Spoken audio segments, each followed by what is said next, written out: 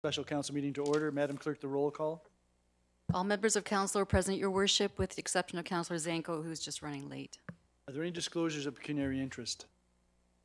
If not, then Councillor Butler, you have a motion for us to go into closed session.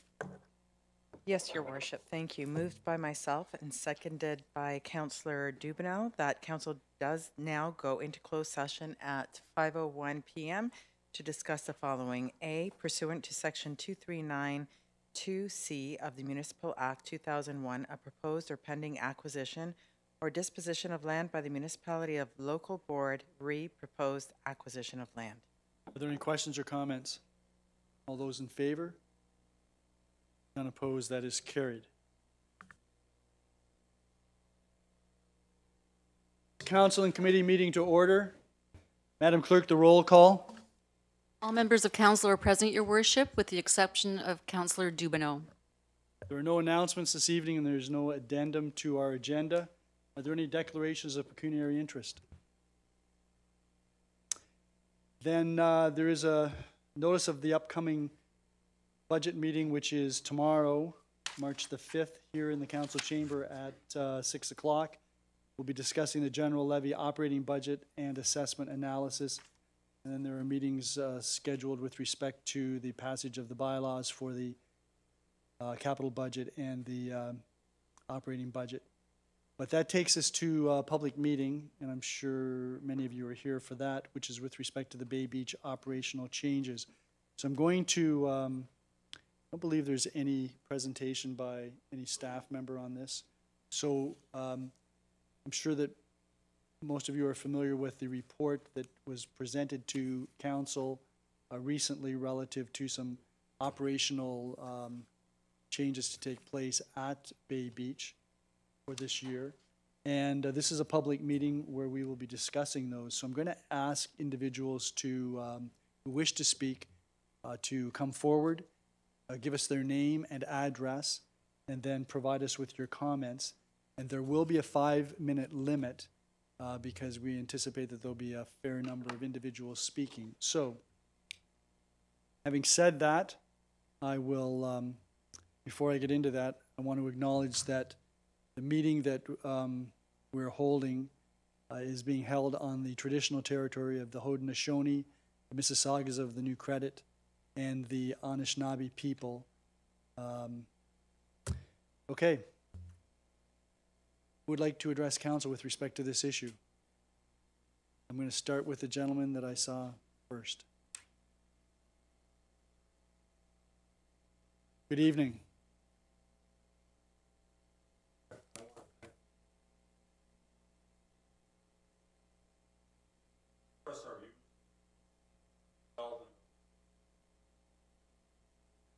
My name is Joseph Huron, seasonal resident.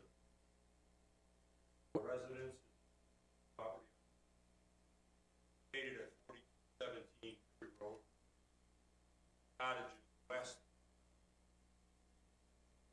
I would like to list my concerns and recommendations prior to the plans of operation.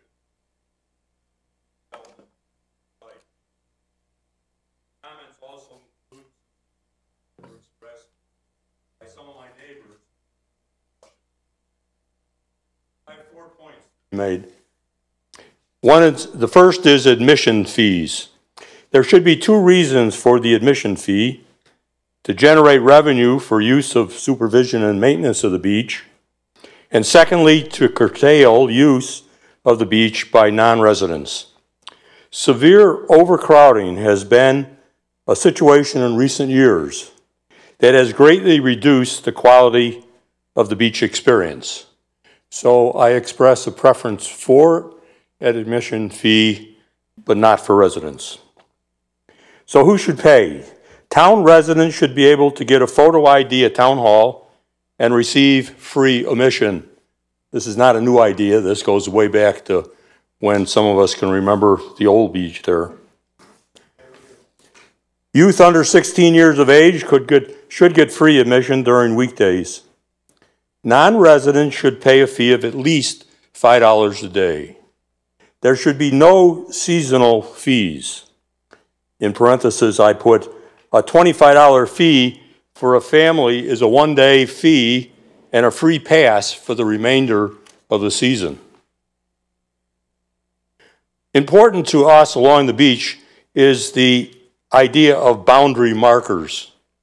Lines of demarcation between public and private beach property must be clearly indicated and properly enforced.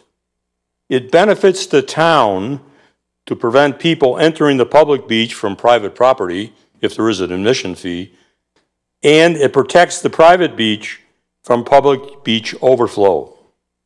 For instance, a line of boulders such as exists at the east end of the beach would provide a visible divider.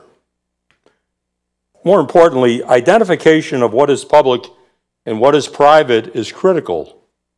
Signage is a big part, but education of key players, the town police, the bylaw operators, the contracted people if we have them, and the public in general is of utmost importance.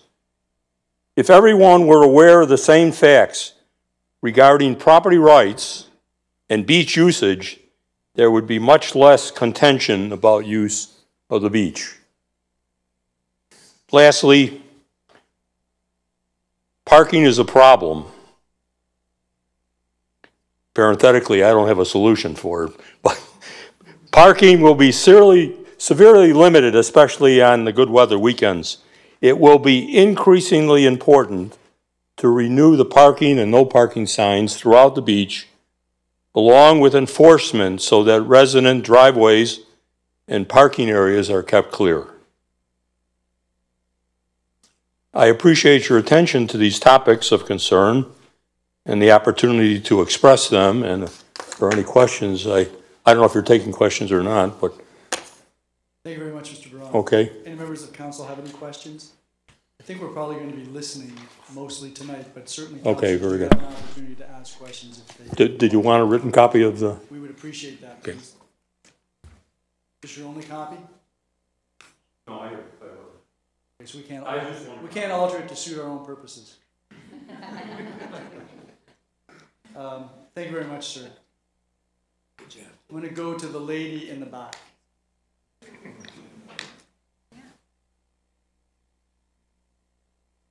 Good evening. Good evening. Vivian Munton Cox. I live at 339 Beechwood. Actually, it's the cottage. I have a couple of concerns. One is the admission to the beach for residents. So what was your address again? Sorry? Your address again? 339 Beechwood. Thank you. I personally don't mind paying a fee to go on the beach, but I think it should be a yearly fee, and I think it should be at a reduced rate for residents. However, I have a family of 19. That's my immediate family. So I don't know what the solution would be for that. Perhaps each home receives X number of passes for the beach. That's about the only solution that I can think of. I don't know how, except for picture ID, you can enforce. Certainly, I think my husband and I probably should be free, since we're the taxpayers of the home. The other issue is parking. We live on the street that leads directly to the beach access, and it's always a problem. Garbage is a problem, recycling is a problem. I support the paid parking. However, again, there's lots of people on our street that don't have driveways, so I think each home that should receive a permit pass to park on the street at any time, 24 hours, but only 2 passes per household. That would certainly solve a lot of the problems for people that have to park on the street. And that's probably it. Oh, sorry, one more thing. Resident access to the beach. I believe my husband's always been able to take his kayak down, and he was stopped last summer from bringing the kayak down onto the beach. Perhaps there could be a way that there is an entrance for people that can put their kayaks on the beach. I'm speaking for 90% of the population are responsible people, and they're not going to clock somebody in the head on the beach with the kayak. They're also not going to go down at prime time because they want to be able to use the beach for access to the water. Okay, thank you. Thank you very much. Before you go, I'm not sure if any members of council have any Sorry, questions. I'm hard of hearing. I didn't hear what you said. I'm sorry. I don't know if any members of council have any questions, but if they don't, okay. Thank you. Now you may go. I'll go to this lady over here. Yep. Good evening. Good evening. Thank you very much, Mr. Mayor, councilors. My name is Rita Hansen Stern. I live at 176 Lakewood Avenue in Crystal Beach. I have a background in hospitality and tourism. I'm a management researcher and a strategy expert. There'll be a lot of opinions expressed today. I wanted to come about one specific issue that applies really to any scenario that council considers. It's also an issue I brought up when I was a member of the Bay Beach Focus Group at the very end, and I just wanted to make sure this didn't get lost. The collection of data is hugely important to evaluate any decision that you make. And in reading the report, one of the things struck me was that there were a lot of assumptions made, and in business, we don't like to do this as much as possible. And I don't mean to say the beach is a business, but I do mean to say when we're making decisions, data is important. It's important to me as a researcher, and I think as councilors, you do a lot of research. Staff will help you with that. But data also allows you to take a look at any decision that's made and helps you modify that or make adjustments and alterations. I think we can all accept the fact that first decisions may not always be the best ones, but sometimes we go with the best with the best data we've got. I do think that data would not only help us in future years as we evaluate Bay Beach as a nice jewel in the town's crown, but I also think from a town-wide perspective, this data would help us collect some very basic statistics for tourism in Fort Erie. Thank you very much. Don't go away. And that's very important. We understand that this year will be a data collection opportunity. Any members of council have any questions? Councilor Luberts? Yes, thank you very much, Mayor Redekop, and thank you very much for coming forward. I'm just wondering, I know that this is your profession, but I have to ask the question anyway. Would you be willing to volunteer some of your time just to guide us as to what kind of data we should be looking for? I would be very happy to do that if you'd like to contact me. I believe Councillor Butler has my information, and I believe I gave you a card at one point, yes. Councillor Luberts. Yes. Okay, all right. Thank you very much. You're welcome. Thank you. Yes.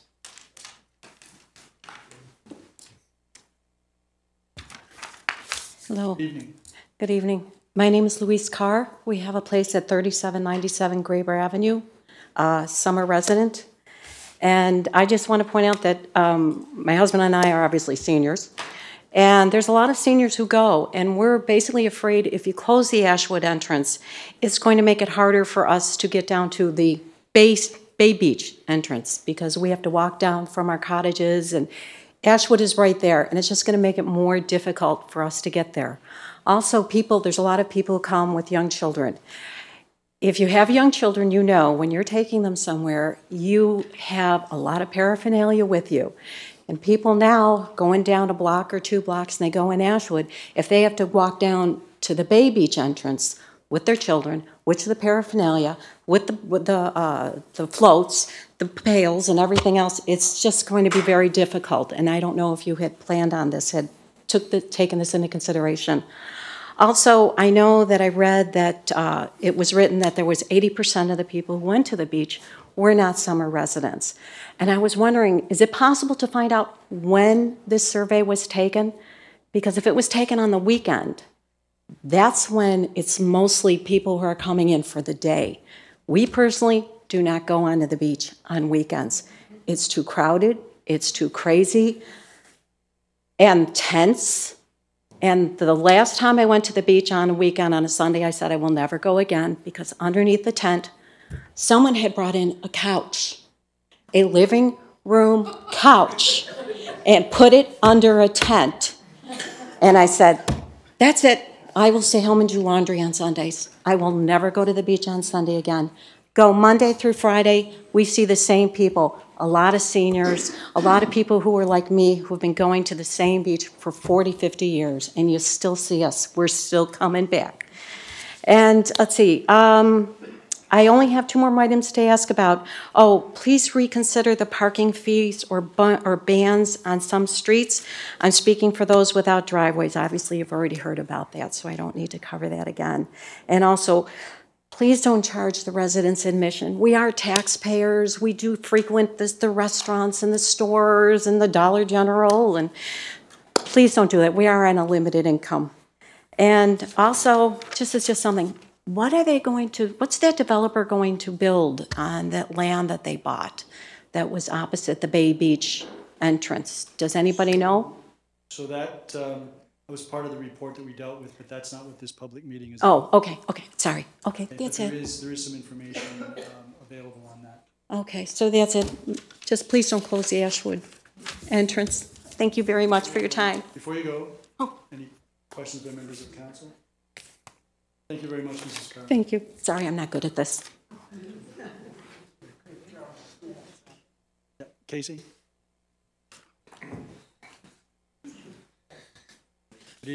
Mayor Reddick and Council, I'm Casey Bruins. I live at 409 Erie Road. I abut the Ashwood entrance, and I've seen it all. I think you're hearing tonight a lot of the complaints that have been already studied in the Bay Beach Master Plan and resolved. And you passed them, and we had numerous public meetings, and you had great support, and it was a good process. And if you look in there, it specifically says don't charge residents. Look at page 74. It says the cause of this is low spending by people from out of town, and they should be charged. It says nothing about local residents. It goes on to say how local residents can get passes. The second thing in the report is it says there's an Ashwood entrance for people to use, and they do use it regularly. And a lot of seniors use it, and a lot of them have mobility problems, and that's going to be a real issue for them. The third thing is security. The Bay Beach Master Plan contemplates security. It says it in the report. I can show you numerous pages. We need security, and I know I talked to a number of you this summer that we didn't have security, and you were surprised. And we did not have security. Why is security important? Because it's easier to nip it in the bud than try to resolve it on the beach. When he's got a case of beer and he's been drinking it all afternoon, try taking it away. If you could just stop it, the person just says, please take that back to your car, it's not allowed. The same with any bylaw. It will not get enforced unless there's someone there to do it. Security can also work with the entry. They can view the ticket, and that's how you get in. It's that simple. So if you have a ticket machine behind you, that only sells a certain capacity of tickets a day. And I think the Bay Beach report contemplated a busy day. It says in there, a busy day is 3,000 people. Read it on page 8. A busy day is 3,000 people. We had 6,400 there. It was ridiculous. You're going to hear more about this tonight from other residents. So we need security, and they can be part of that process. It's so easy. Have a ticket machine. They check the ticket, and then they check the bag, and you get in. It's not complicated. Set a capacity. The Bay Beach plan said 3,000 people. That we built probably all our facilities and did all our thinking, and as a group, all of us approved that plan because we all thought it had 3,000. I guess we all got surprised this year when 4,000 to 5,000 and 6,000 people were showing up on weekends. So we need to have a capacity there. It has to be set, and it has to be enforced. And it can be enforced through ticket sales. The last thing I'd like to say is that we need a few more additional rules. One lady tonight already talked about a large couch. We saw lots of stuff, mattresses, all kinds of household goods, big tables. It got to be ridiculous. So I don't know if a bylaw is necessary, but we need rules there for that. Dangerous items. My friend Wayne's here that does the metal detecting. He can tell you about a 12-inch knife he found in the sand that someone could get hurt with. Tent pegs, all kinds of stuff. And I know you've outlawed tents, and that'll help. So there have been some good things in the report, but there needs to be a bit more. And I think to get a lot of the big articles off the beach so people can comfortably be there and not be disrupted by them includes a lot of picnic paraphernalia, including barbecues. People were having barbecues on the beach. Can you imagine a child stepping on a hot coal? I don't know why it didn't get stopped last year. I don't know why we didn't have security to enforce rules, but I think we need it this year. Can you imagine the cost of one lawsuit? The down payment on it would probably be $25,000, $30,000, and that's what security costs a year. And I know we had problems with security in the past, but in the past we've had really good security. And why can't we just find a really good security firm? And can't we stipulate in that contract that these are the requirements, that you patrol the beach, that you have people there, and have penalties if they don't have people showing up for shifts? Because they will become an important part of the entry feature. So I think it's a matter of management. I think this beach can be well managed and it can be well enjoyed by local residents. And I'm totally against people that are already paying taxes, paying again. We don't pay. I mean, town council believes in parks. I know you spend 19% of your budget on it.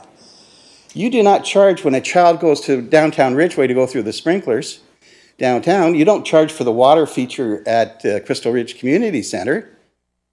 You know, if kids are playing around on a tennis court, you don't charge them. There's some nice new features in the new Crystal Ridge. There's a nice, I'll never use them, but somebody else will, the exercise path that's going to be there and equipment. Are we going to wait there until somebody comes along and does a couple of push-ups and charge them $20? So we got to be reasonable in this, and it says in the Bay Beach report, parks are amenities. They are not amenities, they're necessities. It says specifically in the report, they are necessities, and we all agreed on that. So I'm asking council that this is a necessary and important park for the people of Crystal Beach and not to charge the people. Thank you very much, council. Thank you very much, Mr. Bruins. You've used your full 5 minutes. Don't go away. Don't go away. Don't go away. So you know that you know that regardless of the decision of council, whether anybody is charged admission or nobody is charged admission, that the park there, including the playground that the Lions raised money for, that's not going to be charged for. That will be always open and available to the public. You know that. I know that, Mayor, but I don't know why we would charge people to go and they use it as a park. They don't use it specifically just to swim. So there's not a specific use for it. So I can't find a rational reason why a taxpayer would have to pay for that. We've discussed this. Obviously, you didn't think I was rational. Yeah. Councillor Noyes. Thank you, Mayor Reddick. To you too, Mr. Brune. Mr. Brune, thank you for your presentation. In regards to the costs for security, maintenance, and improvements, you did comment that you thought that the fee should cover those costs. Well, let's go through that. I'm using more of your time because she... Excuse me, is that your question? Yes. Yeah, okay. Okay, let's go through that. Right. Staff has outlined costs, including security, if you look at the report, $184,000. $84,000 is covered by parking. That says $100,000 has to be made up to break even. So I'll ask you, why do we have to make a profit or a surplus? But let's talk about breaking even. That's 20,000 admissions. How many weekends is that? 4 weekends, and then you got a surplus? So if you don't charge locals, and you're only charging tourists from out of town, and that was estimated in the Bay Beach report to be 80% of the people attending, and I think it's wrong. I think every weekend it's not local people. You'd make up that money pretty quick. That's my answer. A further question, through the mayor, to you. You talked about the tickets being sold at the machines. The machines only sell X amount of tickets. But how does that control, or how do we know how many people are leaving and then can be replaced? Let's say the ticket machine is set at, okay, you can't sell more than 4,000 tickets, but 1,000 people come in at 10 and leave at noon. Well, how do you know they're leaving for the day? They may want readmission. They may be going to a local establishment to buy ice cream. I see a lot of people doing that. Go to buy a pizza, go to grab some ice cream. And I think, Mr. Byrne, you're kind of making my point. That's one way of tracking how many people have bought tickets to go to the beach. It doesn't necessarily tell us how many people are on the beach. And that's a problem to find out that. But thank you. Thank you. Thank you very much, Mr.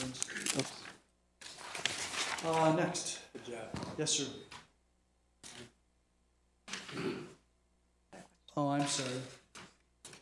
Excuse me, before you start, Councillor Luberts has a question, Mr. Bruins.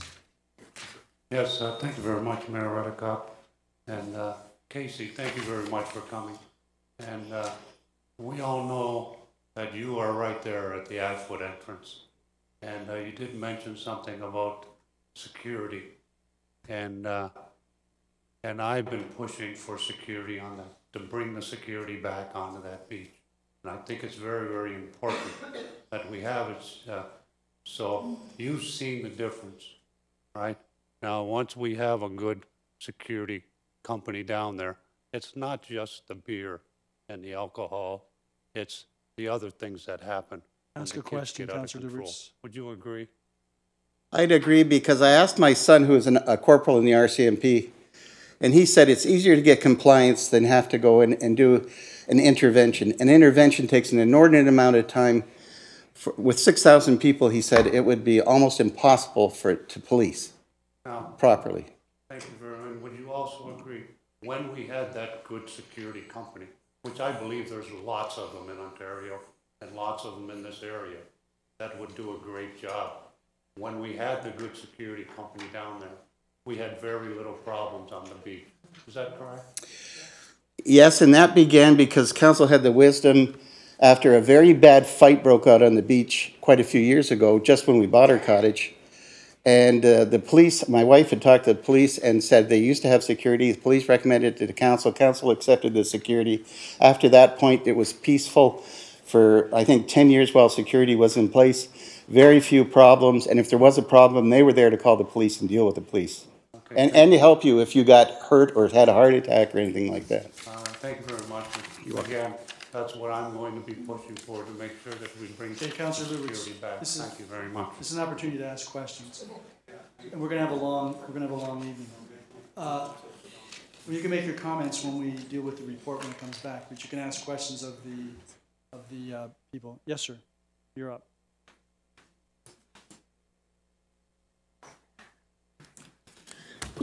Good evening.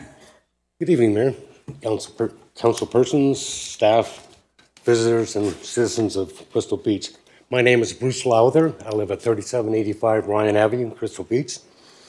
I'm here representing the Crystal Beach Citizens Advisory Committee. I have 6 points to make, and it will take me 5 minutes. Point number one, a private security company should be contracted for Bay Beach this summer, utilizing both the main entrance and Ashwood Avenue entrance to avoid overcrowding at the entrances. Only one ticket machine needs to be used, located at the main entrance. Residents not requiring tickets, youths under 16 not requiring tickets, and those purchasing season tickets could use Ashwood Drive entrance. Anyone requiring a ticket could walk to the main entrance for purchase and also redeem at Ashwood entrance as well. Item 2, with the security company managing the gates and accepting tickets, the number of students to be hired could be reduced to 3 rather than 7. Only one MLOE officer would then be required to monitor parking and infractions, and can assist with law enforcement on the beach if required, reducing cost estimates as well. Further, the Niagara Regional Police would not be required and can attend to the beach as required by security staff, eliminating the need for the additional cost of $10,000 as recommended under Section 2 Bylaw Enforcement of the staff report. A request for increased police presence during peak hours should be discussed with the Niagara Regional Police administrators. This can be done. Number 3, residents/taxpayers of Fort Erie and all youth under the age of 16 should not pay. Existing photo identification with local addresses on it can be utilized. For those taxpayers that do not have a local address on their photo identification, a residence card available at City Hall could be used in conjunction with their photo identification. This would greatly eliminate the need for mass production and distribution of residence passes, therefore again reducing cost and waste. Number 4, proper signage is required at the beach identifying all beach rules. This should include information regarding the restrictions on size of equipment, excuse me, i.e. single pole umbrellas, no tents, etc. Visible, clear wayfinding signs identifying direction to the beach are necessary at key intersections as well as en route. Number 5, a monthly public meeting to review and assess beach operations is necessary to monitor and improve beach management to ensure it does not reach the crisis stages that it did last season. We recommend end of June, July, and August. We also recommend a post-mortem in September should be implemented in order to prepare for the success of the next season. And number 6, an all-encompassing multimedia release of changes, rules, and admission fee should be released provincially and through Buffalo Tourism so that visitors are prepared in advance for changes. Thank you for your time. Thank you very much, Mr. Wilder. Are there any questions by members of council? Thank you very much, sir. Thank you. I'll go to the back. I'm gonna, yes, you, sir, and then I'm gonna go to Ms. Chip.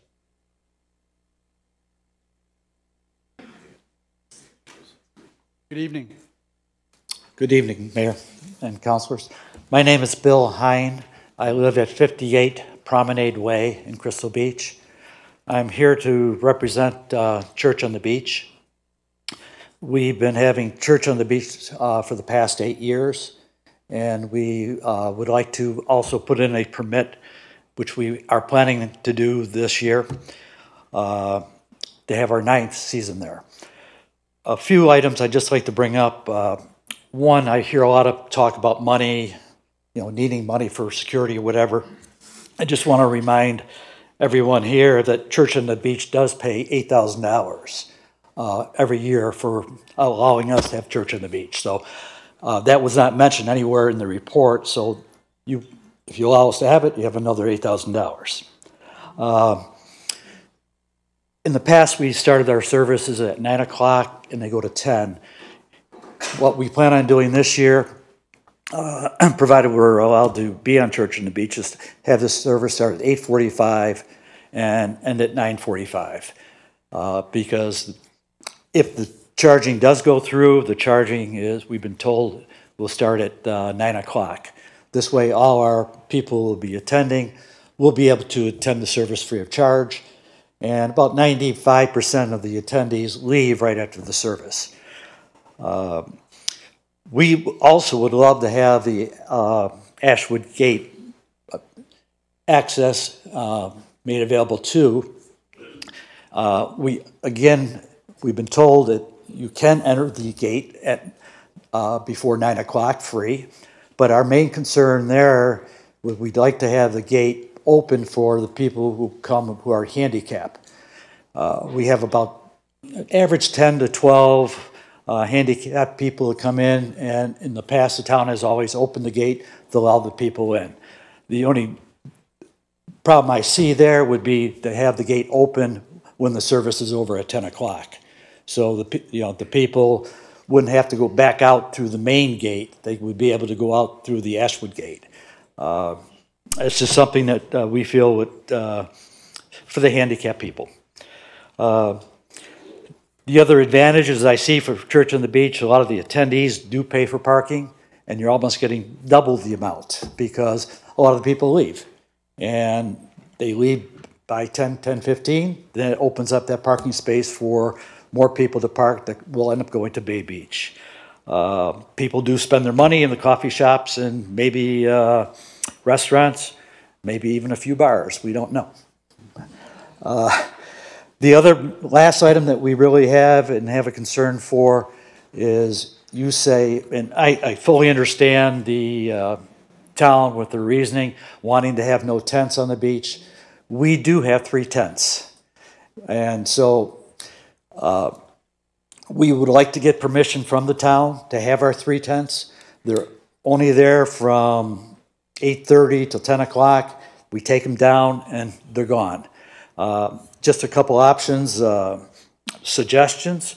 Unless you have a permit, we'd be glad to add it and say, well, why do we have it? We have a permit. Or no tents after 10 o'clock, or whatever else the council may be able to come up with.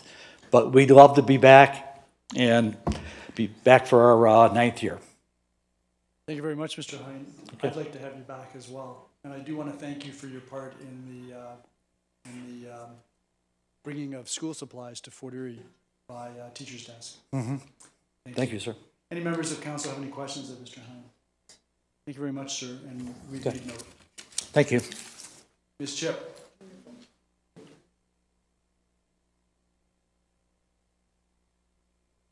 Good evening. Good evening. My name is June Chip, and I live at 551 Scott Avenue, Fort Erie. Good evening, Mayor, Council, and audience. First, I would like to say I am very pleased that Bay Beach is being made over into a beautiful park. I love swimming in the lake and have swum at Bay Beach, but usually swim at beaches closer to my home. I also take walks frequently along all the beaches, including Bay Beach occasionally. That said, I would like to make a few comments. Firstly, if an admission fee were put in place, Fort Erie would probably be the only municipality on the lake that charges admission to a public beach. I visited places all down the lake, including Port Colborne, and note that Nickel Beach only charges for cars, not pedestrians.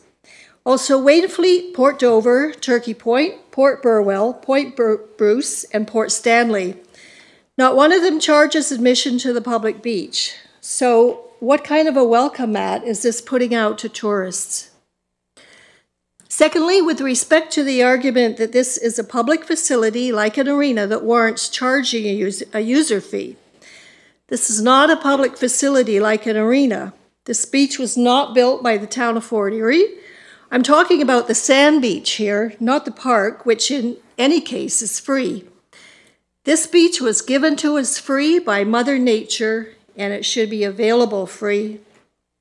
And here's another point to consider. If you change this natural beach into a town facility, is it a good idea to charge admission on a beach that provides no lifeguards or life rings? Just something to think about. Thirdly, there is an open road allowance here on the Bay Beach lands. In a court ruling in December 2016, it was ruled MS 751 road allowance is a public highway, and the public has rights over it. Once a highway, always a highway. It's my understanding that you can't just obstruct a public highway and charge a fee to cross it. It should also be noted that this road allowance and the Ashwood entrance are the only accesses to the beach on the whole of Abino Bay, west of the gated community. The people of Fort Erie have a right to walk on this beach. Having an admission fee brings forward another issue. It necessitates constructing a fence around the property. I have seen the fence, which is in the process of going up around the park area.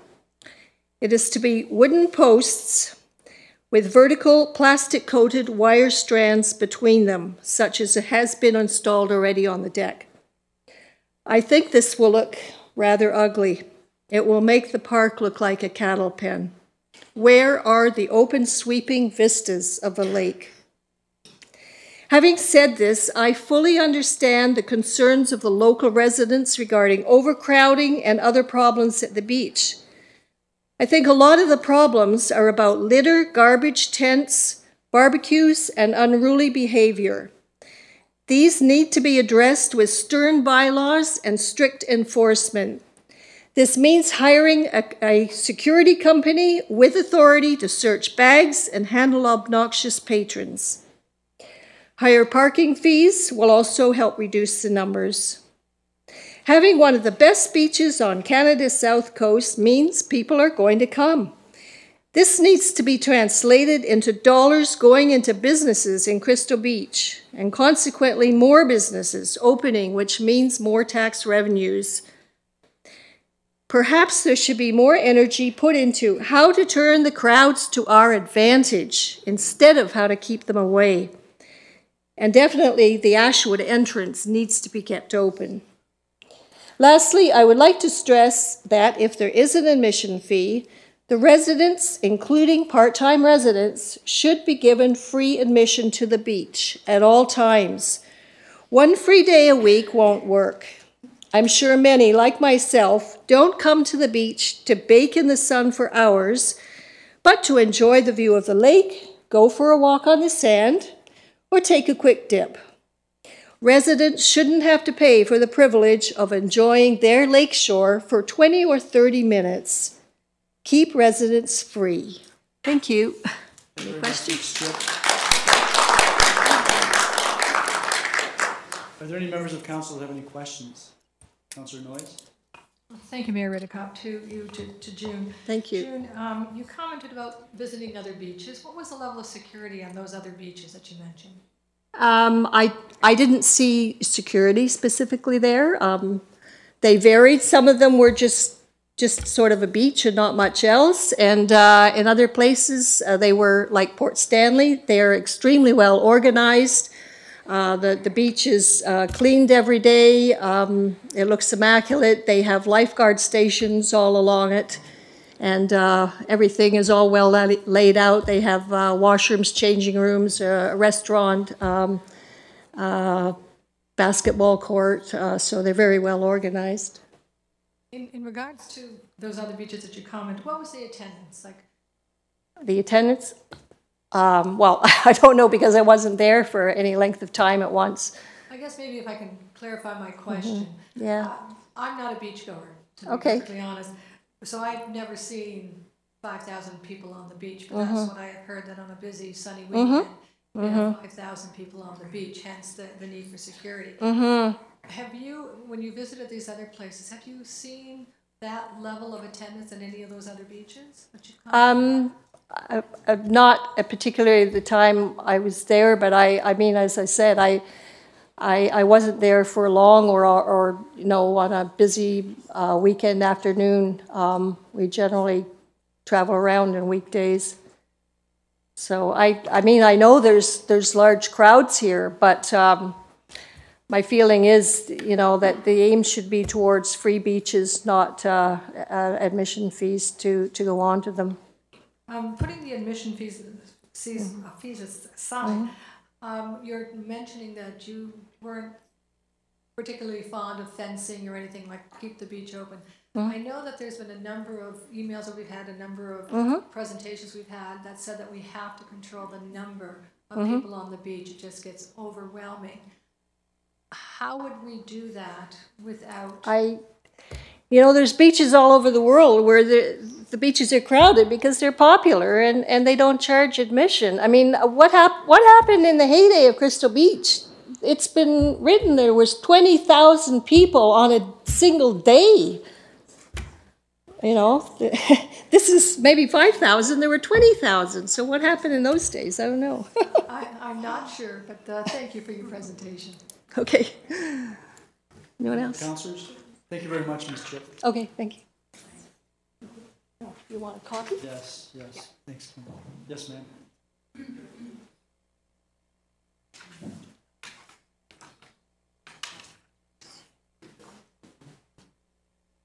Good evening.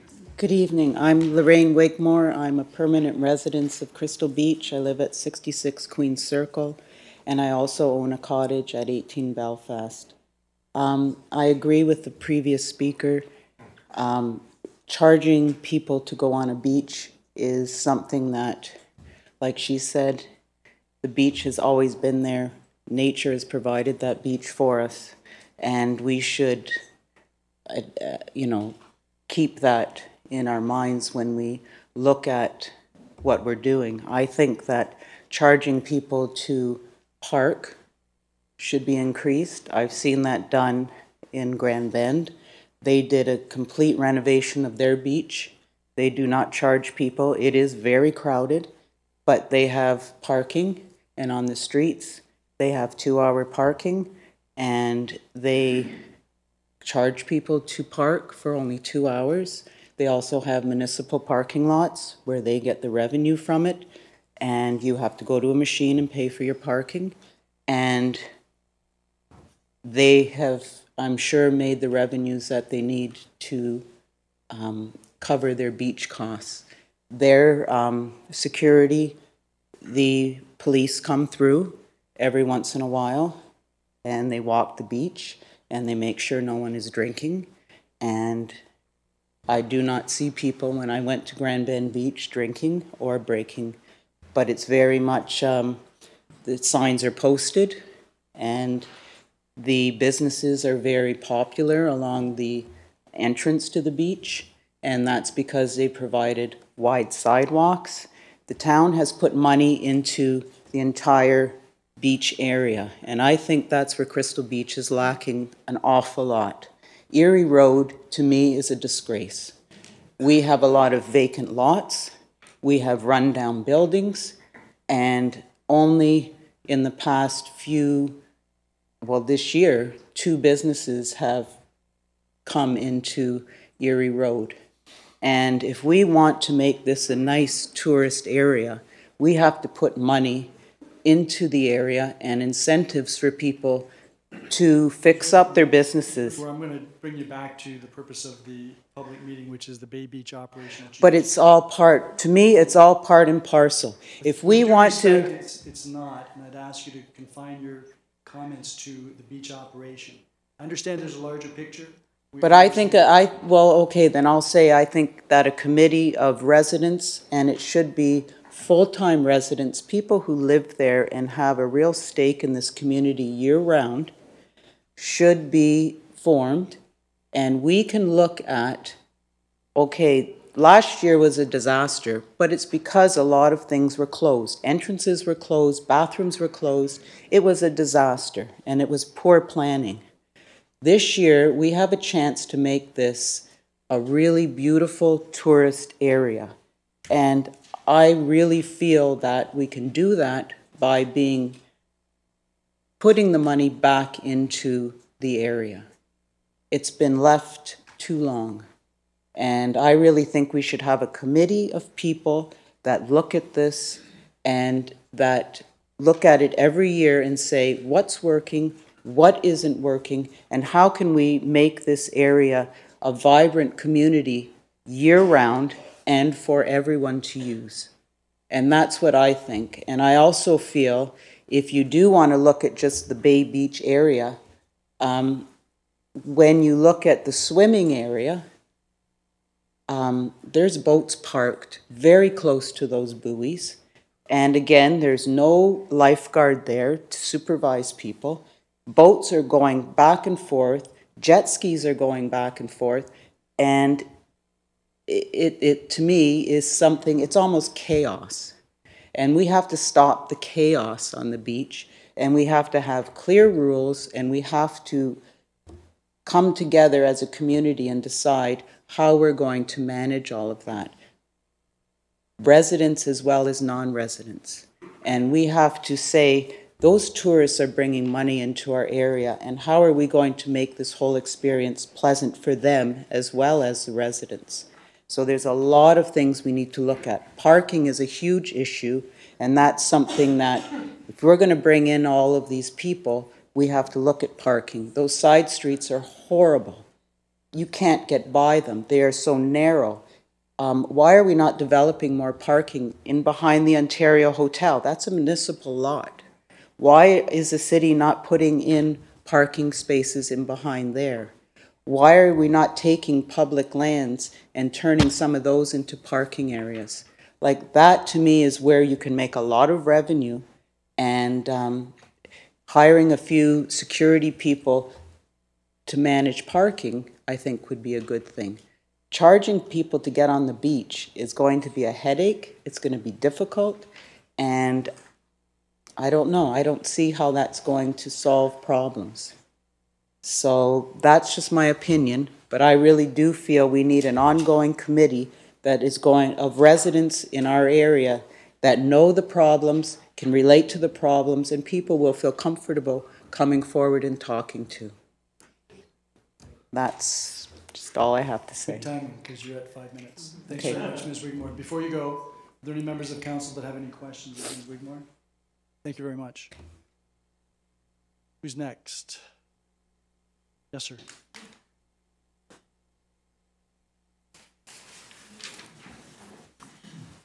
Good evening. Good evening, Mayor, members of council. Thank you very much. My name is Ray Kohler. I live at 221 Willowwood Avenue.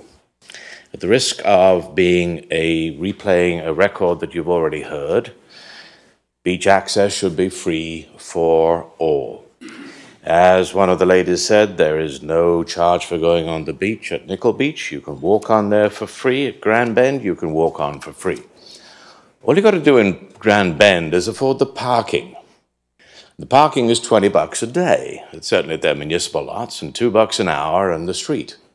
You can also, of course, buy a season pass if you want. That's $130. You can do the same at Nickel Beach. At Nickel Beach, it's $100 for residents. I did call them today, and I got an answer, and I wasn't quite sure exactly whether the lady that answered me had really understood what I was asking, because I was saying, what's a residence? Resident, I thought, is a taxpayer. A taxpayer, from that point of view, should pay $100. Non-resident pays $125 over there. Seniors get $75 for a parking pass and $100, but that's just down at Port Colborne. Port Dover, there's no charge. By the same token, there's no security either, when I was there anyway. There were bylaw officers wandering around, and the beach was, of course, crowded, especially if you go there on Labor Day. On Friday the 13th, of course, you've got to take your bike there as well, but that's another point I won't get into there. But there's no actual parking there, and there's no restriction as to where they can go, because there's no ownership of the beach. We have here at Crystal Beach, or Bay Beach, an issue of capacity. And most of the problems that people are talking about are problems that arise from overcrowding. Now, there is a rule of thumb, apparently, on how much beach you need. How much beach a person needs is basically 3 square meters. Now, if you're metrically challenged, as I am, what is 3 square meters? Bottom line is a queen-size bed. So take a queen-size bed mattress. No, you don't take your queen-size bed mattress to the... No, I'm not suggesting that. Or at least a 3-meter-long sofa would be better, but still, we won't get into that. No, it wasn't, believe me. No, okay, all right. Stick with that. So every person needs, call it 1 unit of a queen-size bed. We know, I did ask a member of the town staff today, actually, but she had no time to get me the answer.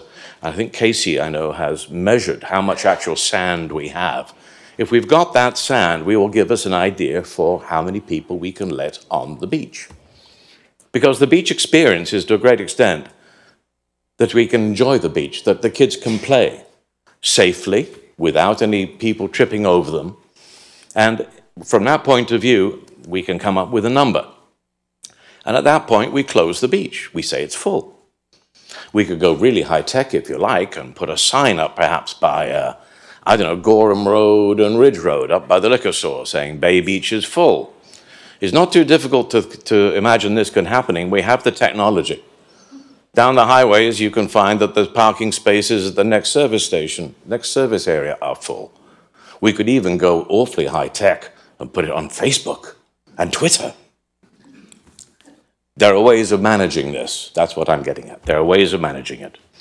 As for beach access, no. No charge for beach access. Control it and get our revenue from the parking.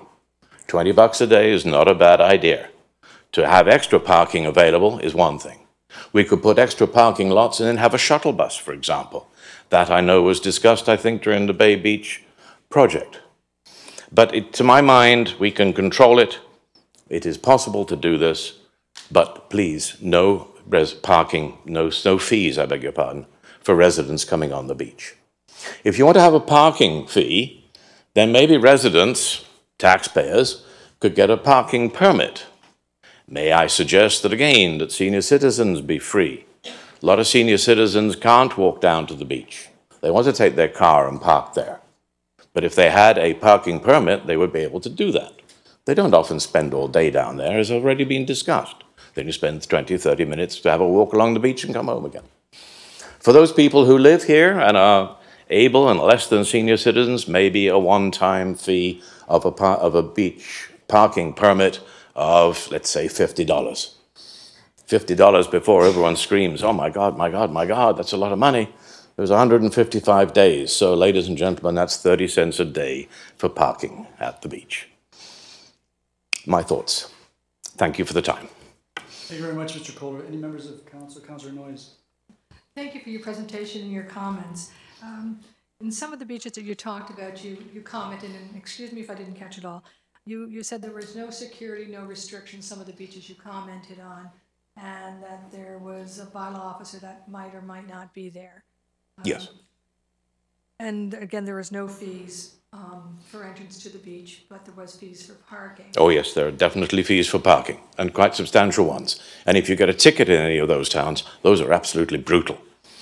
But but in regards to that there was no security on the beach and no maintenance per se, that we're talking about having, I think, 4 to 5 paid people on the beach to make sure that the nonsense that's happened in the past doesn't happen again, and that everybody's stuck to their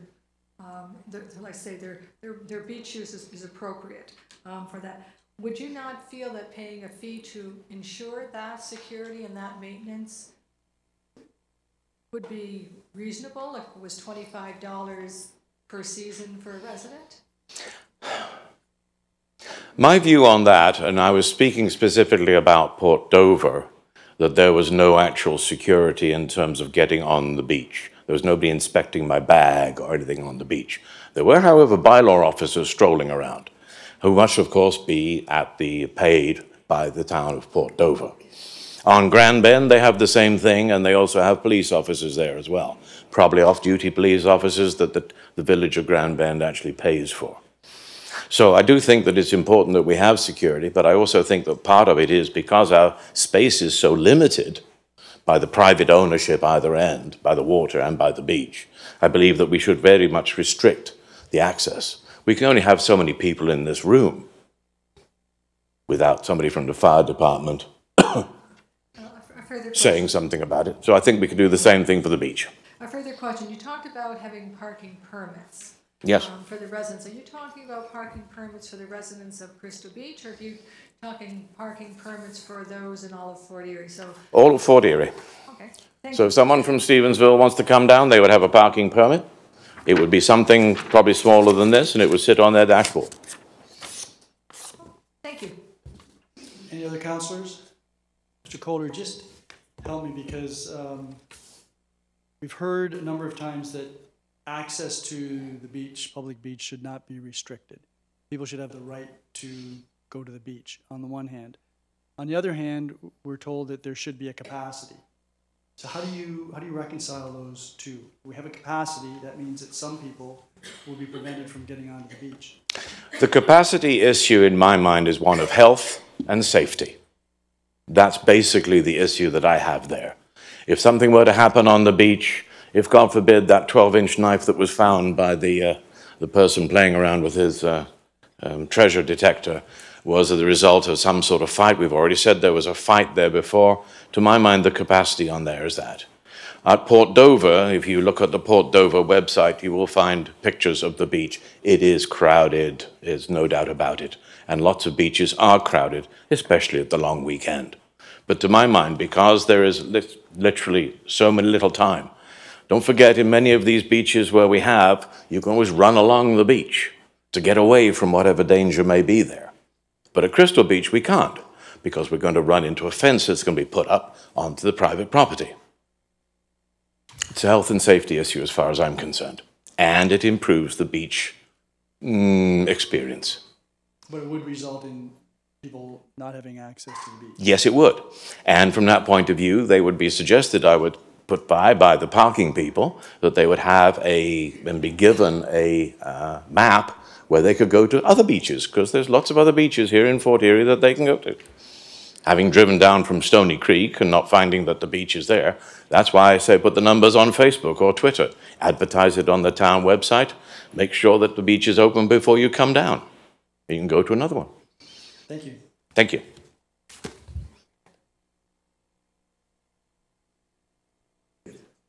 Who's next? Mr. Todd.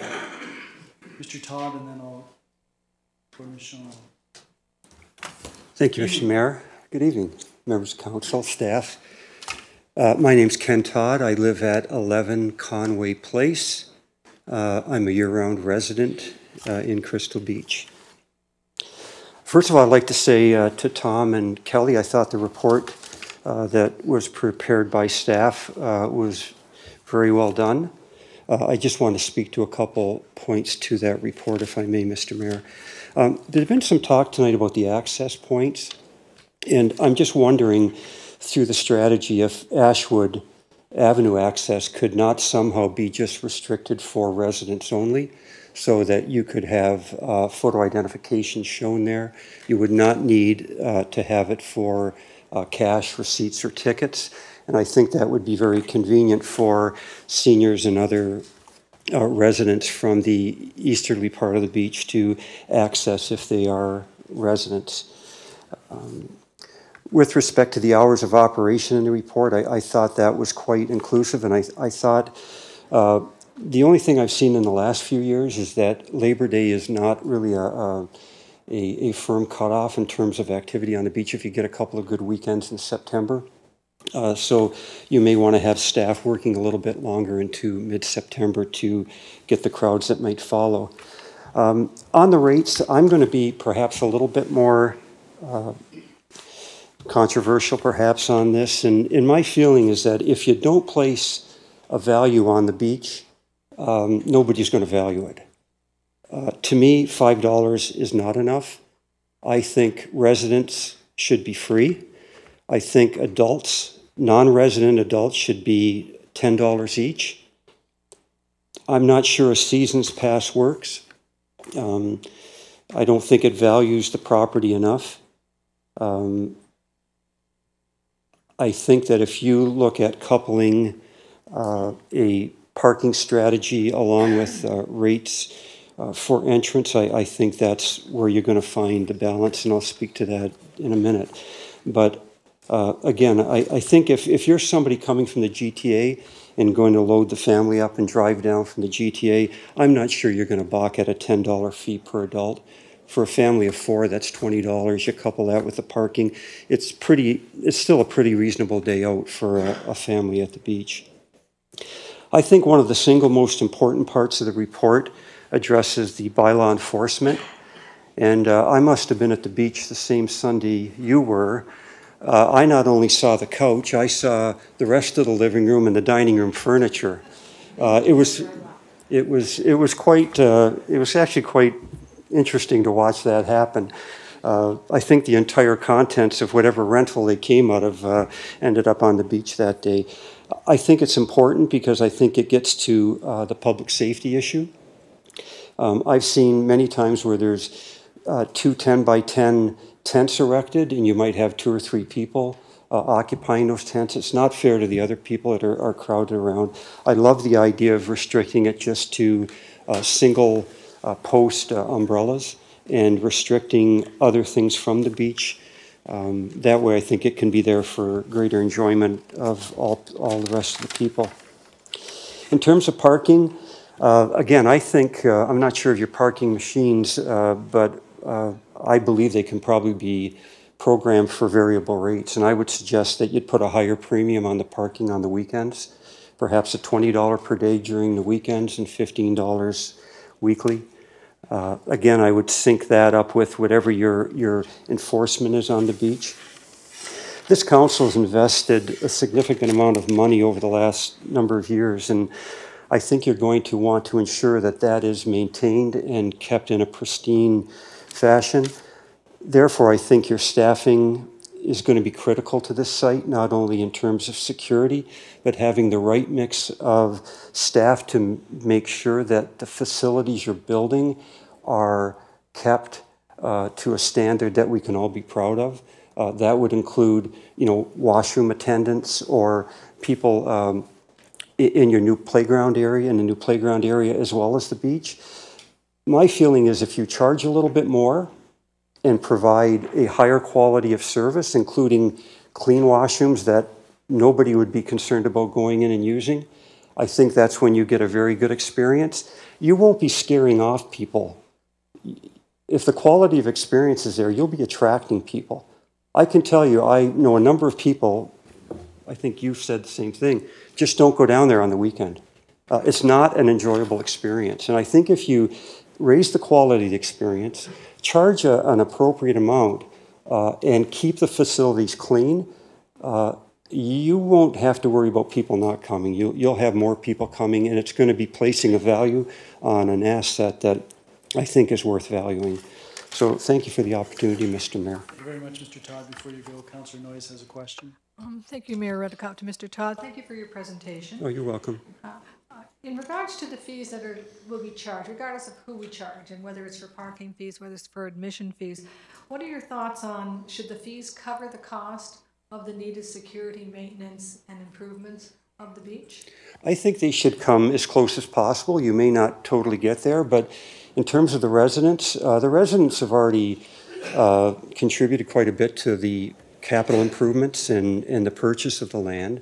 So, even if you're in a position where, you're breaking even, you can always review fees in the future. It never hurts to have, money on hand to be able to ensure that your capital assets there are kept current and refreshed. I bet you, I know your finance department would love to have some money there that could keep this up on an ongoing basis, in capital reserves or whatever. But I think it'll take you a year or two until you really know what that balance is between your operational costs and what you're taking in revenues.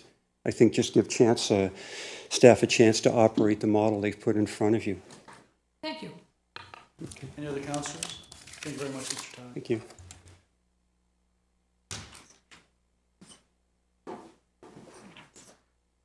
Good evening.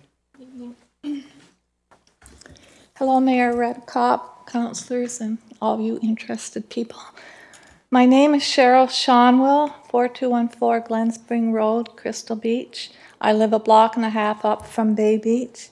I feel pretty strongly about the property. In 2001, while standing on the beach, I was able to persuade my husband to move here.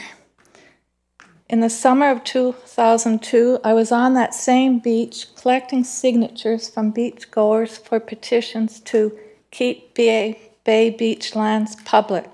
Since then, there have been endless presentations submitted to councils on the same topic. Later on, I was one of the appellants fighting to keep a privately owned 12-story condo off that beachfront. And now, 18 years later, I'm here asking council for free access to the beach. The township of Fort Erie boasts about our 42 kilometers of waterfront. I am not alone in appreciating our natural heritage. As you know, there's a resurgence of new residents, especially in Ward 5. I don't think it is fair to now block our two public access points to the lake, the Ashwood and the Schoolie road allowances. Last week, I approached 3 new neighbors to ask them if they moved here to be close to the waterfront, and they confirmed that that was the main reason they also relocated here. I respectfully suggest that you decide to charge a beach entry fee only to out-of-town adults, almost option 3, for this summer experiment. Along with the parking revenue, I am confident that there will be surplus funds collected to support all the ongoing Bay Beach Park expenses. If not, then you will have the opportunity to think about the pay structure again this fall. Thank you for listening. Thank you very much, Ms. Schoenwell. Before you go, any members of council have any questions? Thank you very much for your comments.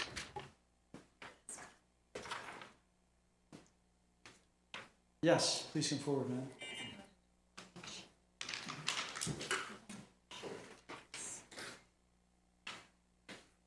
Thank you, Mayor Redekop and Council. With regards to the parking. You need your name and address. Sorry, Lori Brandt, and I'm at 126 Beechwood. Thank you. It came to mind that I have moved here from Barrie, and they all have a very open waterfront. They issue each resident in their tax envelope 2 parking passes, which has a space for them to put their license plate number on, so it can't be switched out. And they charge a very lofty amount at the beachfront, but actual access to the beach is free. And I rolled around the lake many days, and there were never problems. I think that the idea of the parking being a substantial amount will in fact keep people, from the numbers exceeding what they were last year. So I noticed that, I believe, is it the plan to have parking up all the streets from the beach, like Beechwood, Ashwood? And so is it, if each resident on those streets had parking passes for in front of their place, and then there were meters for everyone else and charged a lofty amount, I think that that would maybe solve a lot of the problems. That's all. Thank you. Are there any members of council that have any questions? So these two passes that are sent out with the tax bill, those are for the season? Yes. And just to add one point, the first year they didn't make them so they couldn't be reproducible. So people were selling them on the internet. So the next year they put something on it so that they couldn't be reproduced. I can't believe people would do that. Thank you very much, Ms. Brandt. Yes.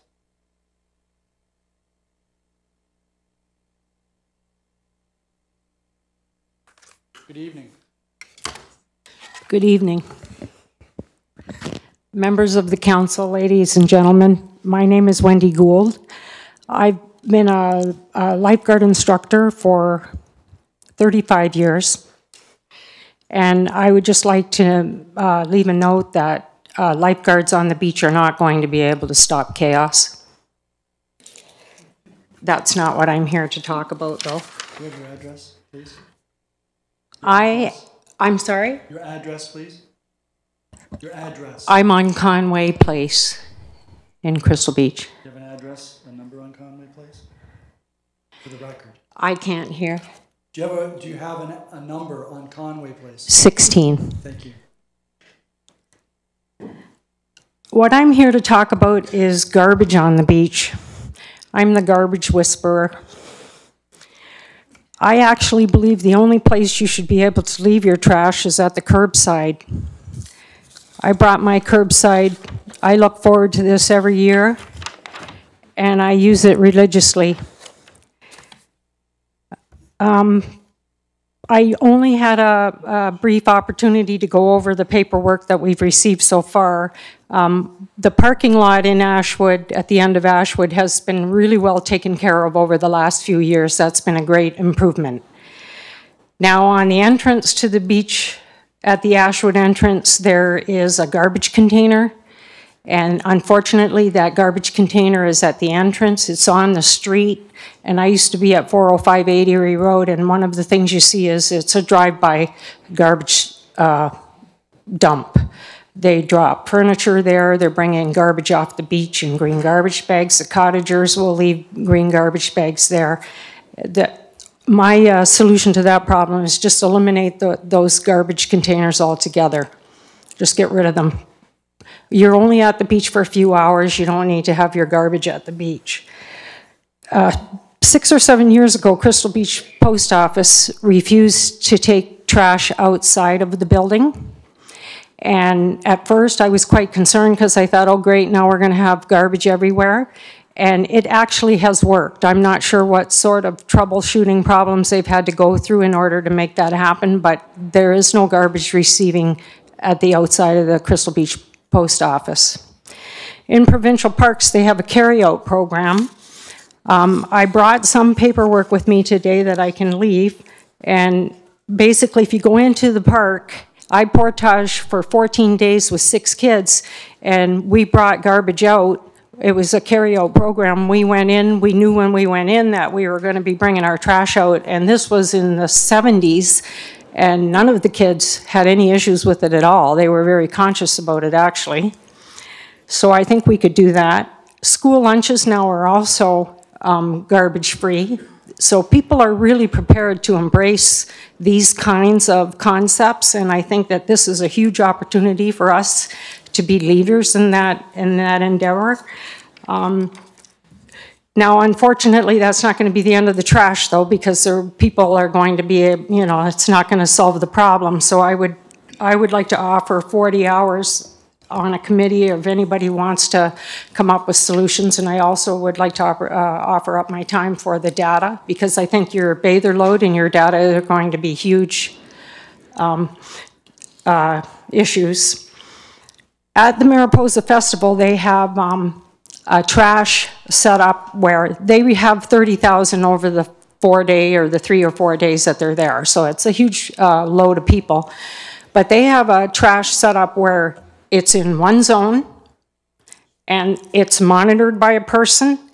And what they do is they point to which container it goes in. So you're not actually touching trash. It is a job, but it saves huge numbers of waste on the beach. And plus it's sorted. I also have an article here of how in a mall, they stopped 117 bags of garbage a day by sorting out the trash during the day and putting it out. That's how they were. I can provide that if I. And then my last thing I wanted to say was about the Queen Circle. We have 3 trash containers at the entranceway to the Queen Circle, and they, again, are a drive-by. I have pictures. I've been taking pictures over the last 3 or 4 weeks. Now, mind you, the weather's been absolutely brutal, but people are literally taking their bags of trash and just leaving it there. The Queen Circle is not anywhere near any kind of business, only the store, which can receive its trash. The post office is they have a trash container on the inside, so the circle doesn't need a trash container. And never mind 3, because and if you have one, it should be on the inside of the. So thank you very much for your time. Thank you. Don't go away. Okay. Any members of council that have any questions? Thank you. Okay. Thanks, Wayne. Anyone else who wishes to address council? Yes, please come forward, Ms. Christensen.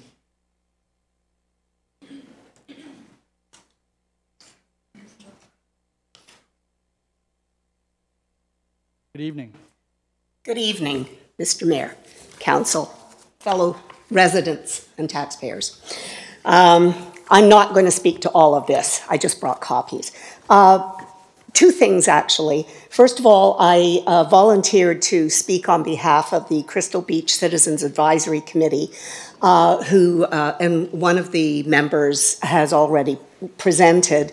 So I'm not going to repeat all of Bruce's comments, any of them actually. Just to summarize, the other people are away in sunnier climes at this point. First of all, essentially, I think the concerns are security, beach maintenance, attendance and beach access, and communications. So I just wanted to give their basic summary. Primary ones. Very important that a private security firm be contracted because of their legal capacity, their enforcement capacity to supplement other resources. And then that adequate resources be allocated to beach maintenance. In terms of attendance and beach access, that the residents be admitted to the beach or be allowed to access the beach free at both the Ashwood and Bay Beach entrances, and that the town be making arrangements to have identification for those people who don't have a driver's license. And I'm just hitting the highlights. And that in terms of communications, that the town develop a comprehensive communications plan and strategy that involves notices at the beach entrance and then access from the QEW south, identifying directions, potentially signage with respect to expectations around the beach, that the beach itself be signed with rules that are enforced by this aforementioned security company, and that information be also distributed to tourism organizations across Ontario. I'm also going to table, once again, the information that was presented at the last public meeting by the advisory committee, which indicated concerns with some of the numbers respecting the actual potential revenues based on residents being admitted for free and a certain number of specific numbers of people paying as well as the parking costs. Excuse me. And this was specifically calculated based on holidays and weekends only. So it's a very limited picture of that would capture the busiest times that the beach was open. The final issue, which is more my issue, was that in scrutinizing the information I've just given you and the way it was presented and the town report, I found, and the only way I can describe it is that a lot of the numbers, particularly with respect to staffing and costs, both revenues and expenditures, seem to be presented in a bit of an apples and oranges fashion. So, for example, I would recommend that the council ask staff to include in their report a table that clearly breaks down expense options for the operations. We know that council has to be fiscally accountable. We know that there are pressures always from taxpayers to keep taxes low. Offsetting revenues are a critical piece, but we also need to clearly understand where the expenditures come from. That's not clear in the report. So we need, say, an option one, the status quo. What did it cost in 2018 for security, maintenance, total cost? And that would include the municipal license enforcement officers and the days contracted from Niagara Regional Police, if there was a cost in 2018. In the maintenance, the cost of the municipal legal enforcement officer and the 2 students. What was that cost for the summer? And preferably broken down by numbers times days, if you've got it, or hours times cost per hour. Option 2, which would be the report that was tabled on February 19th and was discussed with the changes. So the security cost. What's the cost of the 3 MLEOs? And we know that the contract with the regional police would be $10,000. The maintenance cost would be, 2 MLEOs, 4 students, and 1 waterfront crew person. And for the total cost, and then the differential between that and what 2018 costs. And then I suggest taking a look at option 3 that the Crystal Beach Advisory Committee suggested, which includes 1 municipal law enforcement person and a contract with a security firm, and then so on, and I can table that. Ms. Christensen, how much further do you have, because you're over 5 minutes? Oh, jeepers, I'm sorry. Okay, then I can table the rest. I'm simply saying prepare a similar table with revenue options, breaking it out, and clarifying the staffing functions, because I wasn't sure from the report whether there were overlapping duties between with the students and the law enforcement people. So that's it. And can we have your address for the record, please? Oh, sorry about that. Wait a minute. Oh yeah, 3627 Brunswick Avenue, Crystal Beach. And I'm at the far end of the town from the beach, so. It wasn't meant to be a trick question. I have problems sometimes. Okay, any members of council have any questions of Ms. Christensen? Okay, thank you. Is there anyone else who wishes to address council? Yes, please come forward, sir. Good evening. Good evening, Mayor and council members and guests here today. My name is Charles Unger. My address is 3971 Elizabeth. I'm here to speak on behalf of my immediate family and my siblings who own properties on Maplewood, Lakewood, and Ashwood as well. We've been members of the community up here for 4 generations, starting with my great-grandparents, grandparents, parents, etc.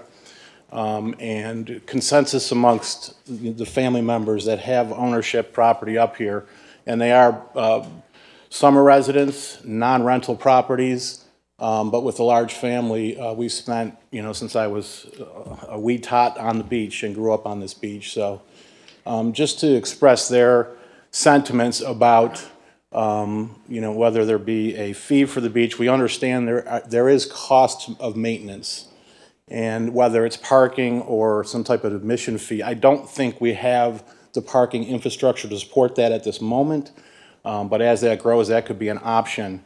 If there are fees to be levied, perhaps peak times, weekends, holidays, things like that make sense. But as far as residents, I've grown up with having to use a beach pass and not having to use a beach pass at some time. But as a resident, I think that folks that, our residents should have access to the beach with some type of pass if a fee is going to be assessed. As far as the access to the beach from the Ashwood entrance, that's our main entrance from the streets that I mentioned, from the east side, I think someone mentioned. I think the Ashwood entrance should be open, and if it is open only for residents, maybe make clearance through there a little bit easier for residents, and then non-residents would go through the additional entrance up the road a little bit. As far as maintenance of the beach and security on the beach, I think it is important during those peak periods. Weekends and holidays have become an issue over the past several years, and I think that needs to be addressed with some type of security firm that has some teeth that can take action when it's needed. But those were the few points that I wanted to bring to the attention of the council on my behalf, as well as behalf of speaking on behalf of my siblings. So thank you for your time. Thank you very much, Mr. Unger. Do any members of council have any questions? Thank you very much, sir. Thank you. Is there anyone else who wishes to address? Yes, please come forward.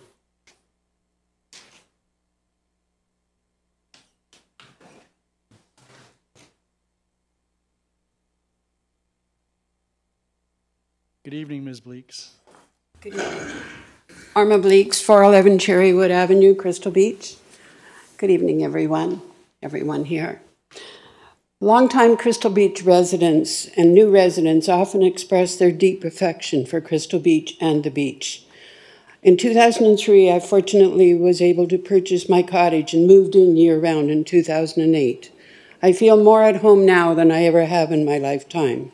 I hear the same sentiment from the many people I speak with, especially new residents who say they felt something about their Crystal Beach home, even when they just saw the real estate agent picture before they actually toured their home. Coming over the hill from the bargain shop and seeing the boulevards with flowers makes them feel they're captured, they're home, that's it. Imagine our little 1,000-foot Bay Beach was voted by TripAdvisor as one of the best in the world, our little beach. It's important to realize that people come to walk by the water, explore the ice, see the lake, all the way down to the Buffalo Canoe Club, all winter long. People were walking in the snow on Saturday.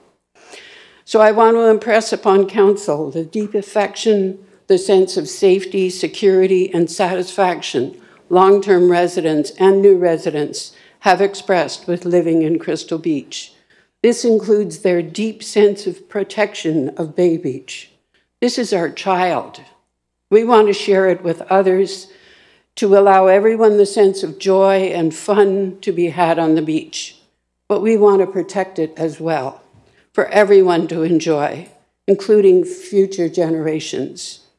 There is a Crystal Beach Amusement Park Facebook site with 10,000 followers. Imagine that, 10,000 people. Still love the beach, still want to talk about it, still want to come to Bay Beach. Grandparents, parents still have all those memories, still bring their kids to Bay Beach, to Crystal Beach.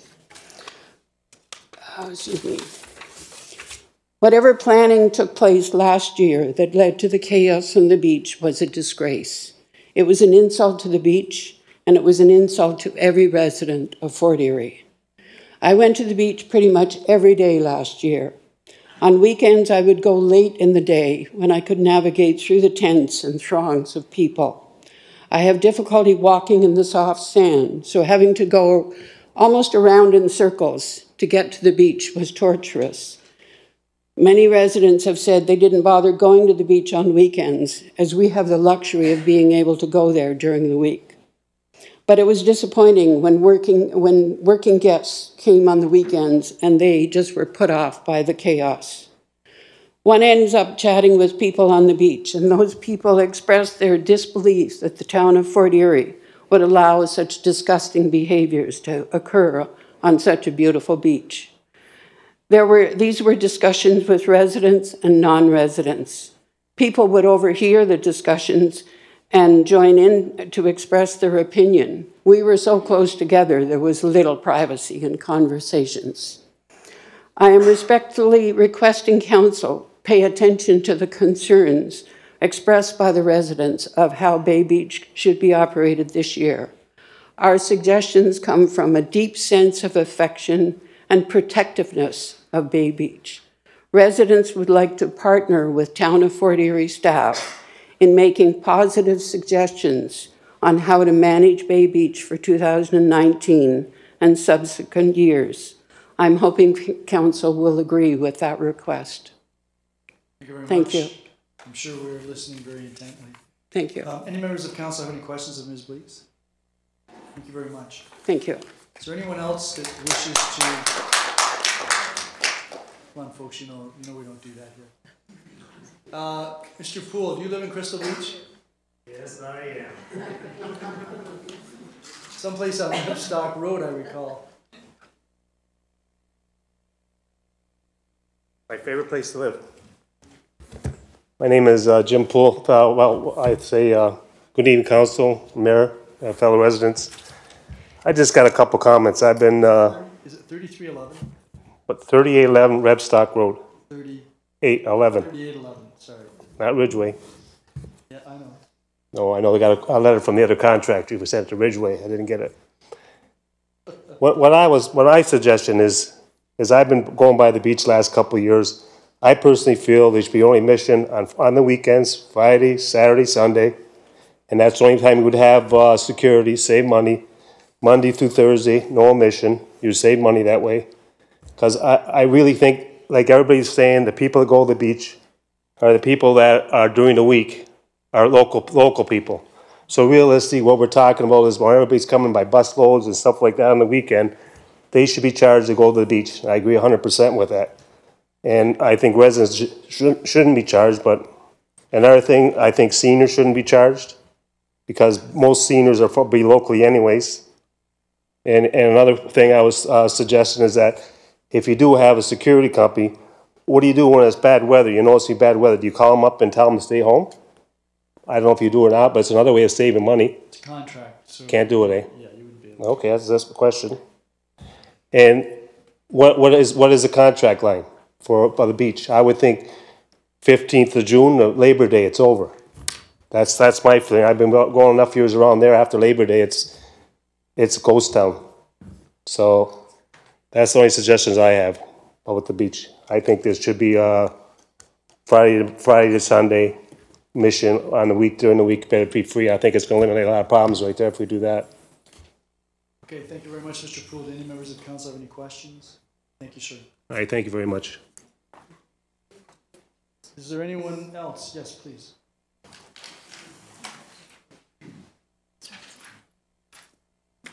Good evening. Good evening. My name is Patricia Van Bergsteden. I'm at 402 Cherrywood. I did send you a letter earlier this week, and I think it got out to everyone, but I just wanted to take a chance to reiterate what I'm concerned with. We're in that 400-meter potential parking zone that you want to put into place. On our side of the street, there is a sidewalk, so if you put that parking per hour in place there, people will have to park outside of the sidewalk, which will put them onto the street. We have a narrow street, so therefore people across the road from us who park in front of their cottages will have trouble backing out. We ourselves park beside our cottage because we cannot park in front because we will be over top of the sidewalk that's in front of our cottage. So what our concerns are if you make that all paid parking per hour, what happens to those people who park on our driveway, our access to our cottages? Is there going to be marking put on the street that says no parking? This is private property. Do they get towed? How do we make sure that we can get in and out of our parking areas?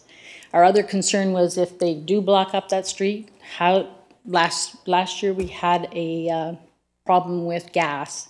Those vehicles wouldn't have been able to get down there to take care of the emergency situation. So I would hope if you decide to put that parking, that you take a look at each one of those streets, where those parking spots can be, so that they don't block off any of our accesses or our safeties, because that's what we were really concerned about down in there. And that's basically all I have to say. Thank you very much. Okay, thank you. Any members of council have any questions? No. Is there anyone else who wishes to address council? Yes, please come forward, ma'am.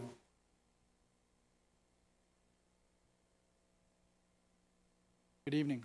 Good evening, Mayor, council members, and members of the public. I'm not a resident here. My name is Susan Gerbis, and I live at 1813 4 Mile Creek Road in Virgil. However, I am a volunteer at Church on the Beach. So I'm hearing all sorts of discussion about parking, and I really hope that the decision of council is that you would incorporate whatever plans you want and support Church on the Beach. I know that parking is such a problem. However, it's so beautiful that it's a give and take, because I'm usually there on Sunday mornings at 7 o'clock, and my duty is garbage pickup. So I know that there are lots of broken tents, broken chairs, water-laden baby diapers. I pick up bottle caps and all sorts of things. And that's my delight, because that's my support of Church on the Beach. So I would just like you to, along with all the residents' comments, just to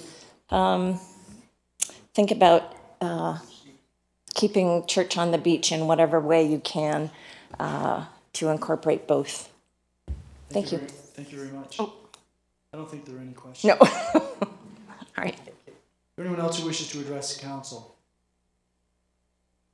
Well, we've heard 20 delegations, and I think we've got a pretty good understanding. Plus, we've had a lot of correspondence, and Madam Clerk, you've circulated that to all of the councillors, so we're fully aware.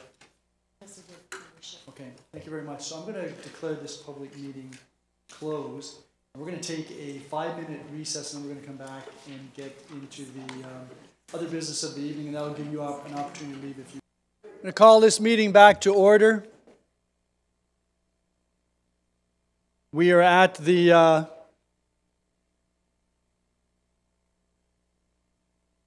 called the meeting back to order. Okay, so we're at the consent agenda. Is there anyone who wishes to have either of the items removed from the agenda? If not, can I have a mover for the consent? Councillor Zanko, are there any questions or comments with respect to either report? Mr. Miller, I wonder if you did the report PDS 15-2019. I just had a question, maybe a supplementary question. So on when you're talking about the active plans, you make reference to 3 active plans. Correct, Mayor. But each of those plans has, 2 of them have a fair bit of work yet to be done in terms of moving forward, I recall. Yeah, that's correct, Mayor Redekop. We classify the plans as that they're now an application has been filed, and it's starting its process through reviews and circulations and things of that nature. So, once they've cleared pre-consultation and they've had the application deemed complete, it appears on this list. So there are 2 files, the 613 Helena and the Royal Ridge Phase 2, which are now in process. And I believe you will have had the public meeting, or if I'm not mistaken, last week or a week prior with the applicant for that project. And the Harbortown Village remains there because it did not go into the draft approval only because of the appeal that's ongoing. Right, and we're not exactly sure when that will be, but we've been told that it could be some time before that appeal will be dealt with. Yes, I'm not aware of any timeline, so. Right, so my only point was that you've indicated that with taking those three into account, we've got about a 3 to 9 year supply of housing. Correct. That's going to be some time before any of those comes online. That would be correct, Mayor. Just based on our current absorption rate, that's what that would provide for under today's absorption. So, if more were to come forward, be added to this list, that would certainly help our supply. Right, but that's still, at this stage of the game, that's speculative. Yeah, we don't typically, that's something that between a client and the town before they want to file a public application, that if there's people, all kinds of inquiries go on about development, and we do our best to work that through the pre-consultation process and bring it forward and rely on the applicants to come forward with their application, because it's not really a public process until that time. I just want to I guess my caution is that I don't want us to think that because of these three, we're somehow out of the woods with respect to potential supply. Unit supply. Well, you look at it this way. I mean, the registered is the stuff that's available for transfer on title now. So you've got all of the draft approved and all of these active plans in reserve. They have to clear all of their conditions, become registered before they can be sold or built. So in addition to these active plans, you should be also looking at the draft approved plans where there's 11.2 years worth of supply there. Which is far more significant. Yes. Right. Okay, any other questions? Councillor Noyes. Thank you, Mayor Redekop. Through you. Mr. Miller, I forgot your name. In regards to the industry permit activity on page 6, you're referring to the cannabis industry and things. And you talked about the largest single permit was for $12,500,000. And I'm just wondering where that was? Well, that would be the one out back of the Safari Niagara, if I'm not mistaken. The foundation permit for that one, or the interior works on that structure. I'm not sure of the ownership on that one at the moment, but that would be out House Road, I believe. So in other words, okay, the permit value was $1.1 million for that property. 1.1 million. So there's two out there. So you might be confusing two separate. There's one that's all of it, which I believe is the 1.1 million. And then the 12 million, I think, was the interiors for the other one that's out that way. Okay, thank you. Okay. Any other questions? Thank you very much, Mr. Miller. Thank you. I'm going to call the question. All those in favor of the items on the consent agenda? None opposed? That is carried. That then takes us to Planning and Development Services, Councillor Butler. Thank you, Your Worship. Planning and Development Services is now in session. We have two presentations and delegations. The first one is Tara and Terry Lemery of 2394 Thunder Bay Road regarding report number PDS-19-2019, request to purchase limited marketability land, Everton Road, road allowance. If you can come to the podium, please. Hi, Tara. If you could state your name and your address for the record, that would be great. Sure, it's Tara Lamori, 2394 Thunder Bay Road. You're welcome. All right. Thank you for letting us speak to you tonight. As we respect your time is valuable, we have three main points that we would like to bring forward.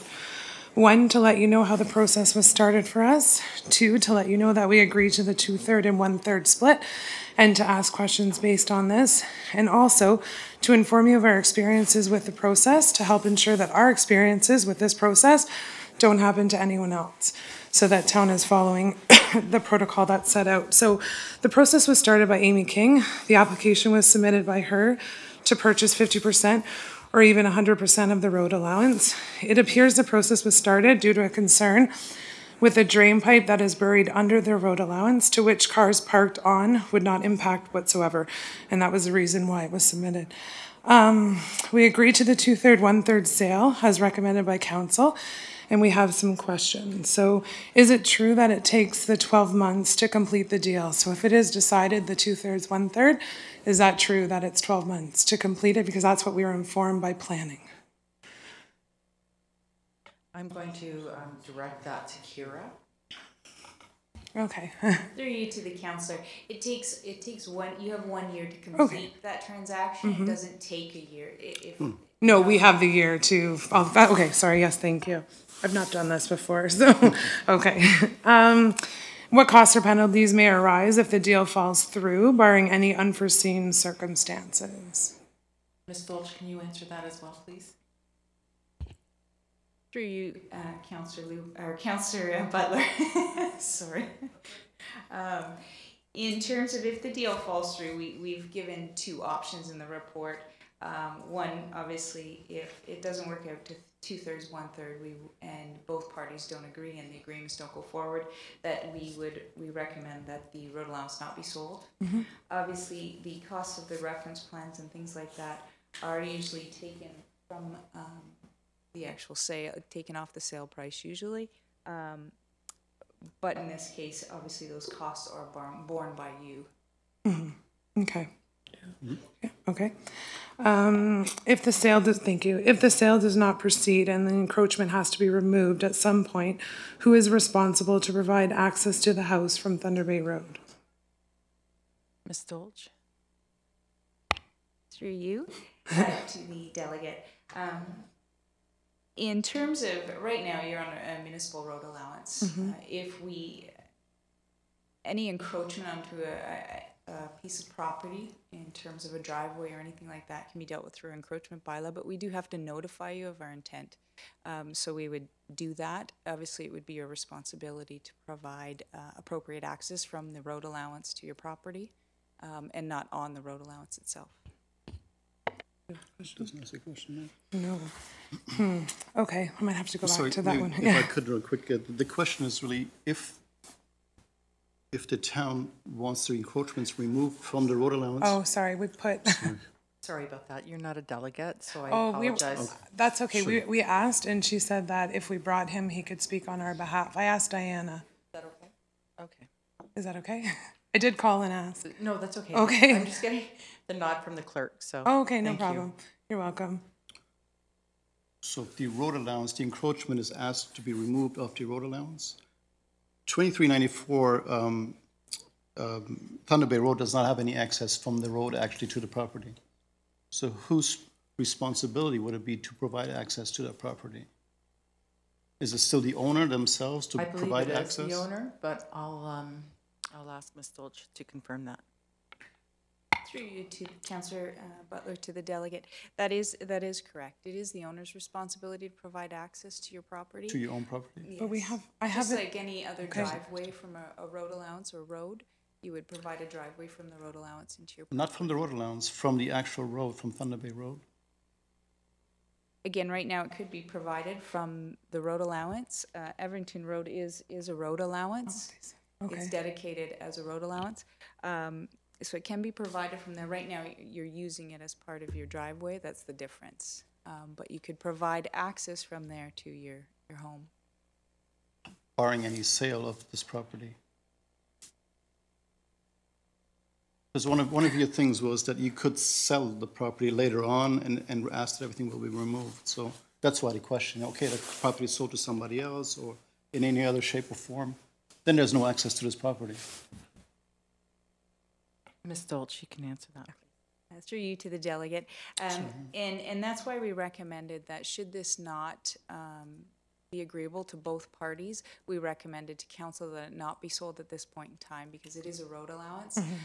Unless there's an amenable agreement, we want to make sure that we still provide access. Okay.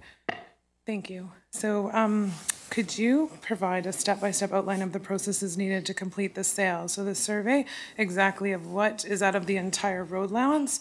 Does the town already have one, or are we only surveying the 2/3 of the road allowance? Or can it be one survey for the entire road allowance with a cost split of 50-50? Ms. Dolch, is this something that you can handle with her at a meeting as opposed to doing this here as a delegation? Because these are some of the things that you should be meeting about in person to get these answers. I do appreciate that. I tried, and I was told that this would be the time to ask those questions. So we did go through several people. We really tried to get the answers. I have an email trail of everything, and I can appreciate that. I totally know what you're saying, because in all honesty to Diana, I said to her, really, I'm not too sure why we're speaking, and she recommended that we do because the other delegation was here. So we were trying to follow. So maybe I can just pop through to the issues we have with the process. And I think in all fairness, there's some very important facts that we would like to address and inform town council. And as I mentioned before, as a resident of the town and as other residents who might go through this, I think it's really important that people have an unbiased experience with this. So after the process was started, the town communicated with the applicant only and provided her the cost up until we heard about the issue at least 5 months after the application was submitted. Since the applicant was telling several people in the community, this was the only way we heard about it, was from the people she told. Should the abutting owners not know before the people in town?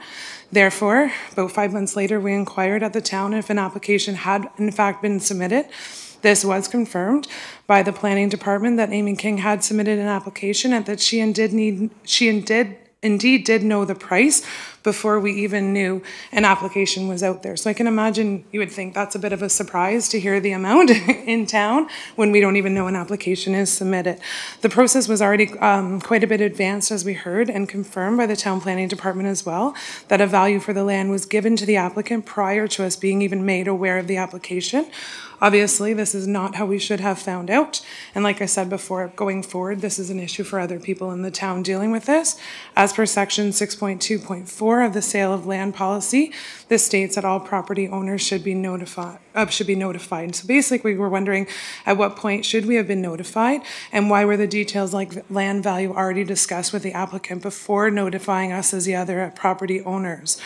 Furthermore, we were granted an extension to reply, but when we found out, I happened to, as a fluke, call and say, are there any updates? And then all of a sudden I get on the phone, actually your deadline's been changed without you knowing, and the meeting dates also changed from originally proposed. So there was a lot of changes that had to be made because we have someone coming in from out of town. Due to the lack of information from the town, the difficult process of obtaining information from the town, which was plagued by numerous delays, the financial impact this will cause for really no gain, the stress on my parents, we'd like to suggest that the town will review and investigate their processes and ensure more streamlined and unbiased processing. And I think to really say that, I think that's very important, not only for us, but for people going forward, because it could be any of you that have to deal with abutting landowners. I do agree with you, Tara. Ms. Dolch, can you speak to that, please? Thank you. The town sale land policy requires, so the applicant submits an application, so just explain the process as briefly as I can. Sure. The applicant submits an application. It is then, if it is deemed, it has to go to a land committee process to determine whether or not we want to sell it. If they determine they want to sell it, we do get an appraisal of that value, and we have to let the applicant know the appraised value and to see if they're still interested in proceeding with that sale of land. At that point in time, the abutting landowners are notified shortly thereafter. Again, I'm not sure the situation that occurred through your process, but I will look into that. It was a minimum of 5 months, and I do have an email trail of everything. Okay, I will look into that. No problem. Thank you. So that's the process at this point in time. And then the abutting landowners are notified of the intent to purchase, and they have the opportunity to also put in an interest. Ms. Dolch, does it normally take 5.5 months before the abutting landowners are notified? Not normally, no. I'll have to look into that matter a bit further, but. We really appreciate you listening to us, and I think that it's something that moving forward the town does need to look at. Yes. Okay. If you'd just like to stay there, I'm going to ask if any members of council have any questions for you. Okay, no problem. I know that Your Worship, you had or comments? No, I'm I'll wait till the report's on the floor. Councillor Noyce? Thank you, Councillor Butler, to the presenters, Terry and Tara. From what I'm reading here, and I think it did come up in the Land Committee minutes too, you are interested in buying all or part of the road allowance? What was put out in the report, so the 2/3 for my parents and the 1/3 for the other abutting. And again, I don't know the different individuals. Your parent is Terry and Paula Lamori. not Amy King. No, that's the abutting owner. The applicant, yes. Thank you. No problem. Are there any other members? Councillor Luberts? Yes, thank you very much, Madam Chair. I just want to clarify how this process unfolded for you. The applicant, it sounds to me like requested to purchase the whole road allowance. And then staff went through the process and it went through. And then after it went through the Land Committee, you were notified? We received a letter, or they received a letter December 21st, I believe. They received a letter? It was December 21st, yes. They received a letter that someone was From the buying town. it, or did they No, receive a letter? it was the offering them? Correct, yeah, saying that somebody else put in, the applicant put in a letter. So it sounds like the process went through properly, it's just... No, it didn't, according to. Yeah. Oh, all right, okay. Yeah, the only I'll ask those questions yes, when the only reason we knew about it is because we inquired, because we're receiving information from people in the community. It's a small town. Oh, you didn't get a notice at all from the town? Not until after we asked, and that's where our issue is. Oh, So okay. honestly, when you're out in town and you're hearing this and you're going, Okay, all right. okay, don't really know what to say. So we called and inquired, and they said, oh, yes. Okay, now the house, is that your parents? Yes. Okay, all right. Yes, but we're speaking on behalf of them. Okay, all right. So is there your parents' house They are. is 2394? Yes, it is. And so if you, from what I'm seeing here, it looks like they're going to, the road allowance is going to get split one side the other. And Yes. you're using that road allowance to get It's your their only parents' driveway. Yes, it's the only access from the road. Once you purchase it, you could put a driveway from Thunder Bay Road into your parents' driveway. Yes. Okay, and that's probably what you're planning on doing? It is the driveway right now, yes. All right, but you were concerned about encroachments. What would they be? Sorry, the only reason we were concerned about encroachment because the recommendations were to remove all encroachments in case the rate sale doesn't go through. Okay, with the sale of 2/3, 1/3, so that won't be an issue unless should it fall through for some unforeseen reason. That's why the question Are is. there encroachments? Well, no, the only thing is cars that are passing in, that's it. There's nothing else Oh, there. and that'll be gone anyway, right? Exactly, yes. it's But not they an want you to remove them before you buy it? Is that what you're saying? No, it was only if the sale falls through, the town may ask us to remove any encroachments. Oh, okay, all right. That okay. was the only. Yeah, okay, all right. Okay, thanks. I'll ask the questions when the report's there. Thank you. Okay, thanks. Councillor Zanko? Thank you. I'm kind of confused now. So I'm understanding that you actually had no intention of purchasing this property until Miss King had made the offer to purchase it. So it sounds like it's kind of a surprise to you overall. If that offer wasn't put forward, you probably would just be carrying on and not even considering purchasing the property. And is that your preference?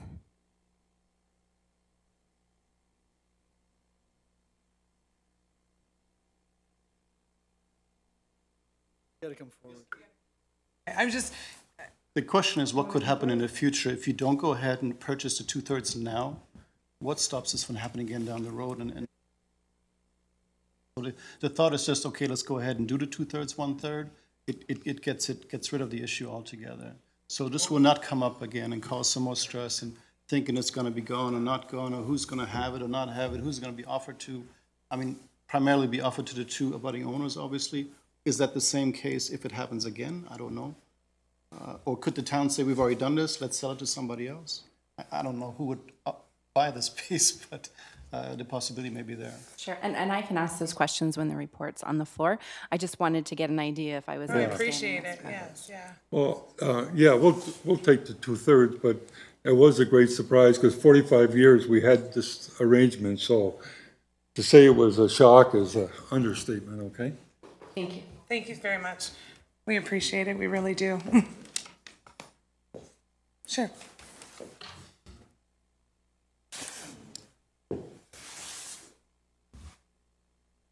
Any further questions or comments from council? Seeing none? Thank you. Thank you. The next presentation is from Delegate Amy King, 2378 Thunder Bay Road, regarding the same report, request to purchase limited marketability land, Everton Road, road allowance. Hi, Amy. If you can state your name and your address for the record.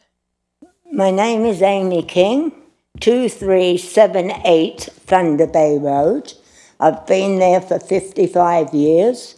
I've never normally had a problem, but the last couple of years, because of that road allowance, I'm getting water under my house. And it keeps coming further and further over to where I live. And that is one of the reasons why I would like to buy, as the council's already said, 2/3 I could have, and I'll be happy with that, because where I've got a drain where the downpipe comes off of the eave trough, it goes down that drain and into the drain at the road. But because they drive on that part, then they squash the pipe all the time. So therefore I have to have it dug up and relayed again. I mean, like, they're not using only the road allowance, they're using all of it, not just a part of it. And it's too bad, really, because 10 years ago I had a chance to buy the whole lot because I had a room put on, and Terry came over with his wife and talked me out of it.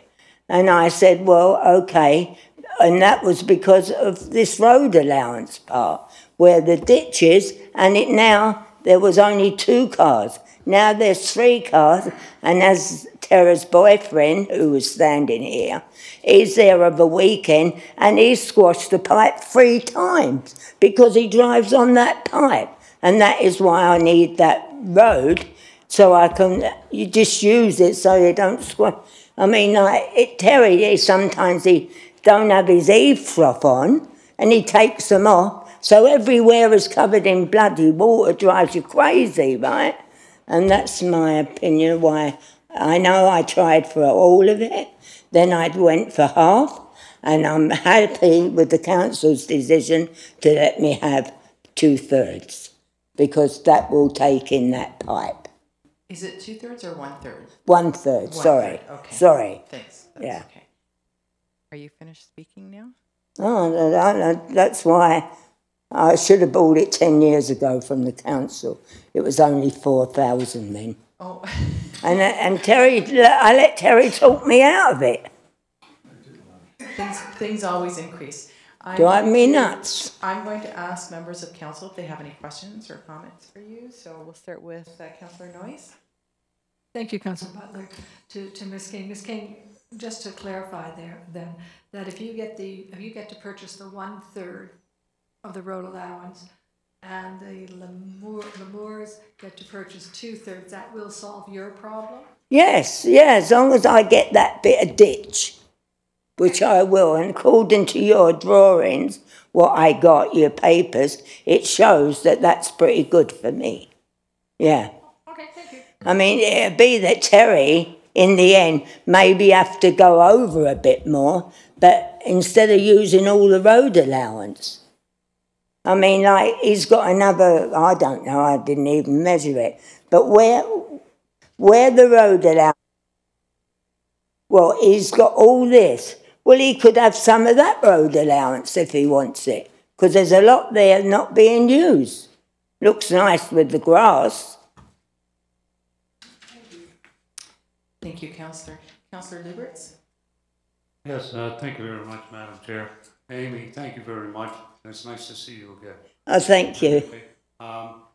So, you don't, you agree to a third, 2/3, you don't have a problem with that? No, I'll be grateful as long as I get, they don't run over the ditch and keep squashing the pipe. I mean, last winter, I've had to pump out water underneath my house. I've been there 55 years and never had this trouble that I have now with water going back under the house. So, not only that, but I'm assuming that your intent would be that once this happens, then your neighbor won't be using that road allowance anymore. I don't know. I think Terry will be using the road allowance, but not the bit that I want. That's right, yeah, because it looks to me like the road allowance that's going between your two houses. Yes. On that one side of the road allowance, that's where your pipe is. Yes. And you're gonna cut that off, so now he's not gonna have enough room, he'll have to move. Well, he wouldn't have enough room for 4 cars, no. So He'll have to move over a bit. That's right, yeah, and I guess that's what you're planning. Yes. Okay, yeah, that makes sense to me, and thank you. Thank you. Clear. I'll ask more questions when the report comes on the floor. Yeah, it's a good report. Okay. Are there any other members of council that would like to ask any questions? Seeing none, thank you, Ms. King. Okay. Really appreciate it. Thank you.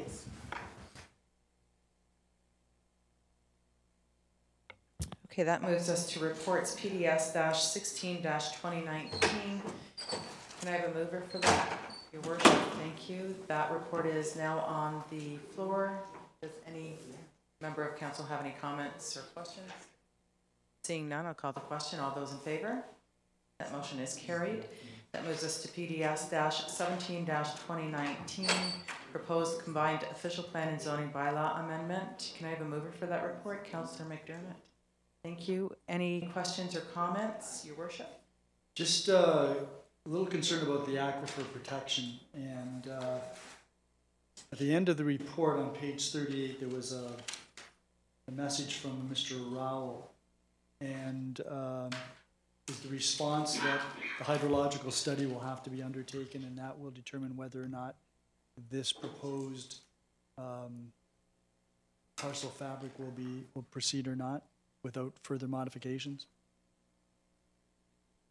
Ms. Dolch, can you speak to that? Through you to the mayor, yes, that's correct. As part of the consent application, the hydrogeological study will need to be done. And then that will make sure that the lots are, one, adequately sized to ensure that the groundwater is protected as well as well water.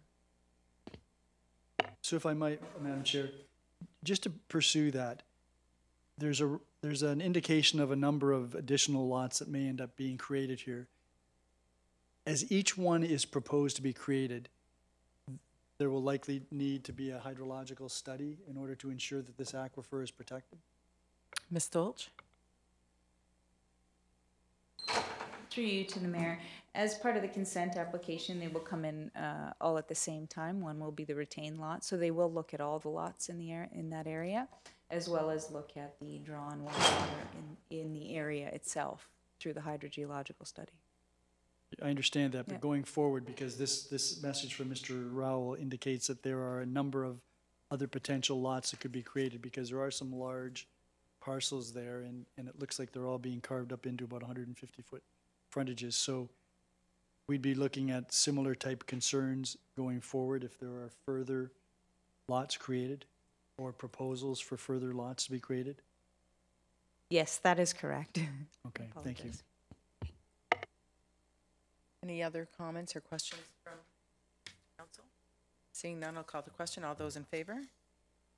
That report is carried. The next report is BDS-18-2019 Backyard Chickens Pilot Implementation. Can I get a mover for that? Councillor Zanko. That report is on the floor. Any comments or questions? I have lots of comments and questions about this. I don't know if anybody around this table grew up with chickens. I don't know if any of them had 300 chickens in a barn. But I know that lots of people used to have chickens in the old days. I know there were some health issues with respect to that, and that's why they were discouraged in urban areas. I know this deals with suburban or rural areas, but I'm thinking that this is a solution to what so far has really been no problem. So my first question, Madam Chair, to staff would be, how many complaints have we actually received about chickens over the last 5 years? Well, I know the one in Ms. Stevensville. Dolch, can you answer that question? Through you to the mayor, I don't have specifics on hand at the moment, but I can look into that for you a bit further if that's what you'd like to see. Well, I would find that very interesting because I know the one complaint that we did receive was within the urban boundary, and it was, so it wouldn't even be covered under this particular bylaw. It wouldn't be part of the pilot. It would still be prohibited. That was complaint driven. We have, most of our bylaws are enforced by complaints. So we have a zoning bylaw that, as I understand it, doesn't actually provide for chickens, except maybe in an agricultural area. Is that correct? Ms. Dolch? Through you, Councillor, to the mayor. It is permitted in both the agricultural and rural areas right now. What we're proposing is rural residential. So. Right. So rural residential is not included in where chickens are permitted? That is correct.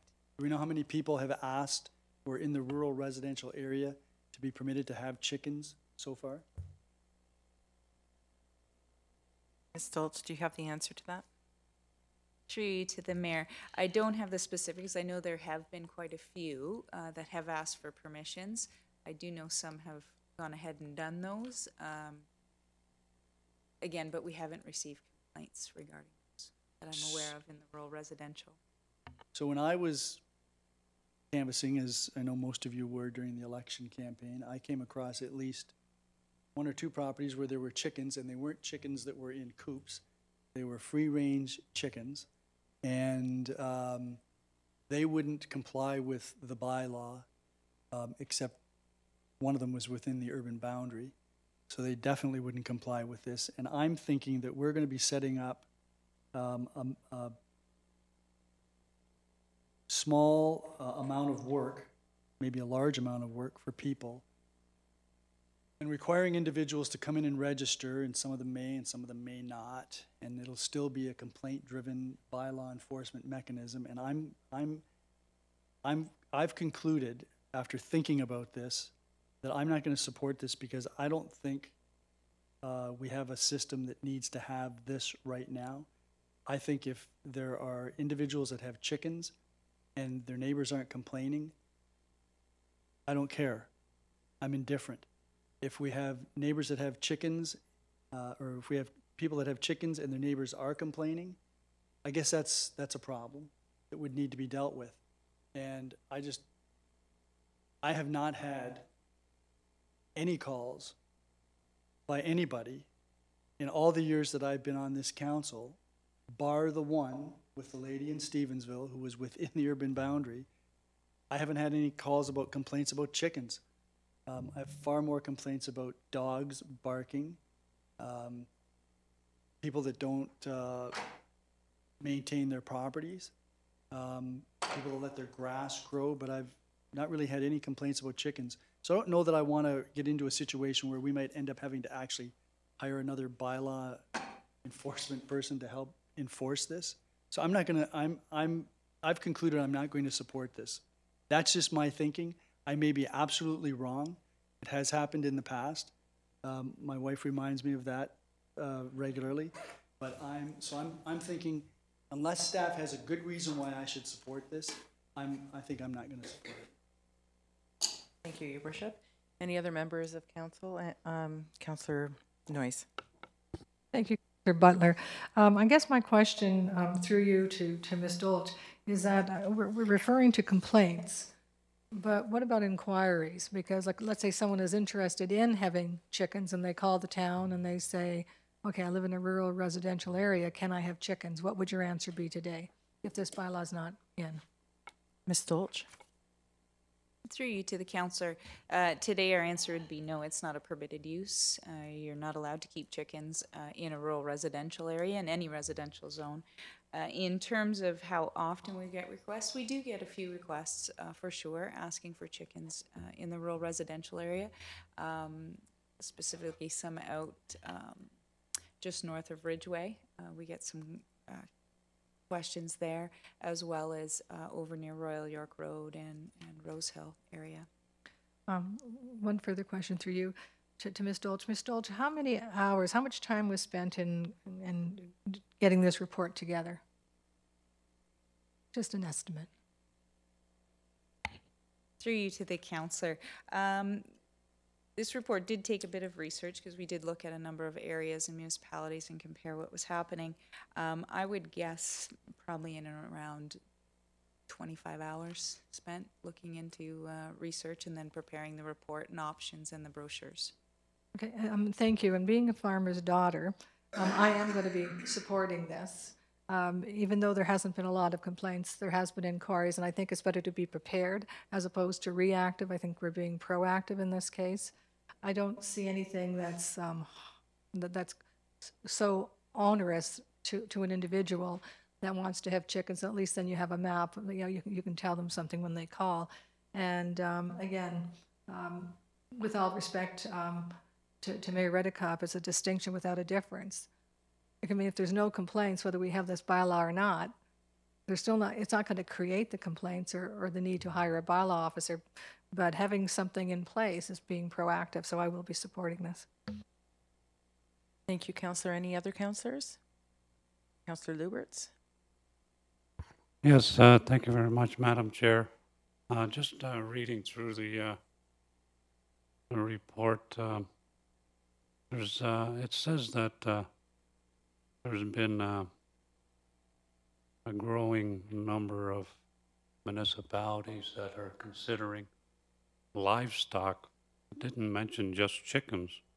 We're talking livestock in residential lands. And right now, what we're talking about is we allow them in agricultural areas, or if they're zoned properly, agricultural and rural zone lands only. And I mean, I would think that we would just leave it as it is. And when it gets to the point that we have to expand our agricultural areas, then maybe we can think about allowing livestock in your backyards. But I'm looking at this and they're saying that we'll do this pilot program, and then after a year, staff is going to come back and make recommendations, and one of them may be to allow them in the urban areas. And you know, I don't know that I'm prepared to take that one step closer to urban areas. I think I would prefer to leave it as it is. And if you're zoned properly and you got agricultural land, you can have chickens. If you don't, well, I guess you're gonna have to buy one, a piece of property that's zoned properly. Okay, thank you, Councillor. Any other councillors? Seeing none, I'll call the question. All those in favor? All those opposed? That motion is defeated.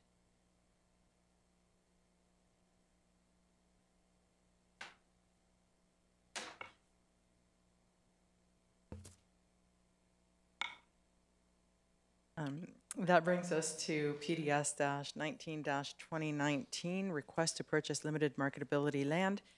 Can I have a mover for that report? So moved. Thank you, Your Worship. That report is now on the floor. Any questions or comments, Your Worship? Yeah, I just want to speak to this. It's unfortunate that the Lamories have gone. I was first made aware of this when I received a phone call from Mr. Lamourie, whom I've known since high school days.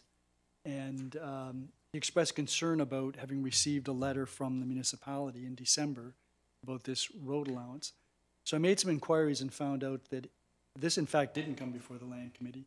Didn't come before the Land Committee because it's limited marketability land My concern was, which is true, it's limited marketability because you can't build on it. My concern was that it was a road allowance. And so I did raise that at a land committee meeting and found out that staff had taken the position that because it was limited marketability and because it's just a stump of a road allowance, it was perfectly acceptable for the staff member who's charged with this to proceed and treat it as if it was a limited marketability parcel. A limited marketability parcel that's not a road allowance can be dealt with quite differently than a road allowance, where there's a whole process that you have to go through. So in bringing this up before Land Committee, Mr. Brady undertook that there would be a little bit more scrutiny with respect to these types of situations that arose if it's a road allowance or part of a road allowance that's left that might require some further actions. So the short of it is that Mr. Lamourie and his wife were quite concerned about the fact that they'd been given this notice after a process had already started. Quite rightly, it had already started. And if it was limited marketability, staff would go out, find out what it's worth, and then make determinations as to whether the property should be sold or not sold. Because it's a road allowance, you can't just sell it to one of the people who asked for it, because the law says that adjoining or abutting property owners have a right to request a portion of the road allowance as well. So that's where it kind of went off the rails. I thought it had gotten back onto the rails because the Lamouries wanted additional time, which they were given, and then were given an opportunity to express their views, which they were, and did definitely want 2/3 of this road allowance to accommodate their driveway.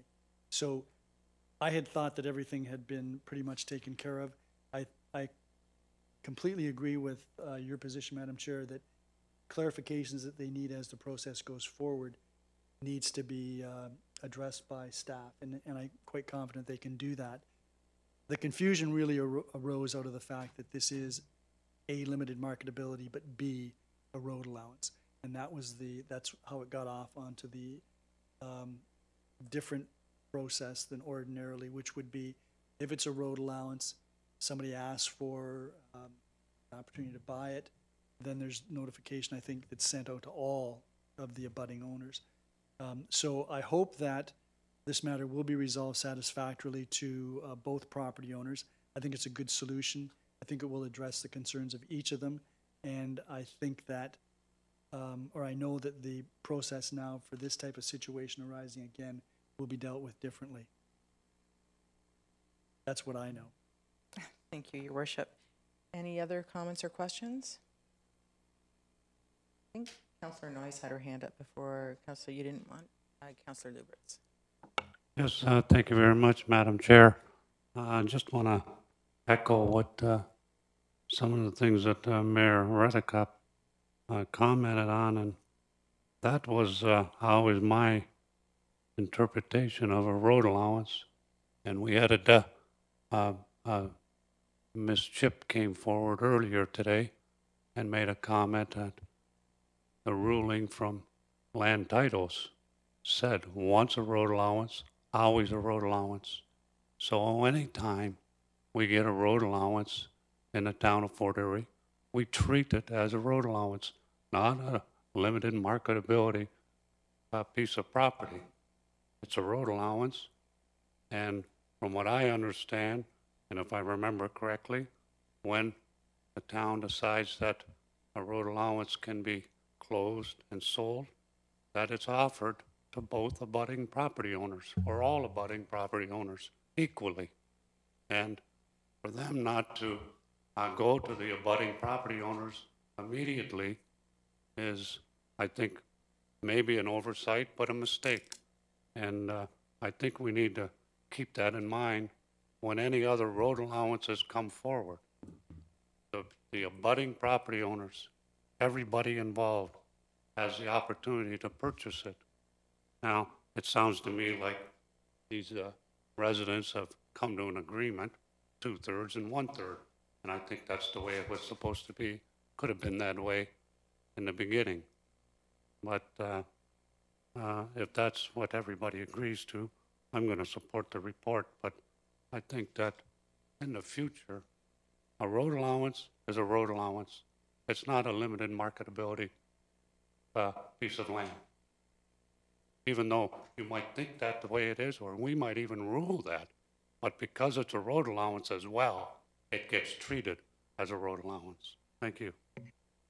Thank you, Councillor. Any other members of council? Seeing not, I'll call the question. All those in favor? That report is carried. That moves us on to new business inquiries. Does any member of council have any questions for new business? Seeing not. Business status report, any questions? That closes out. Thank you very much, Councillor Butler, and that takes us to Infrastructure Services, Councillor Zanko. Thank you, Your Worship. Infrastructure Services is now in session, but we do not have any presentations or delegations. We do not have any reports either.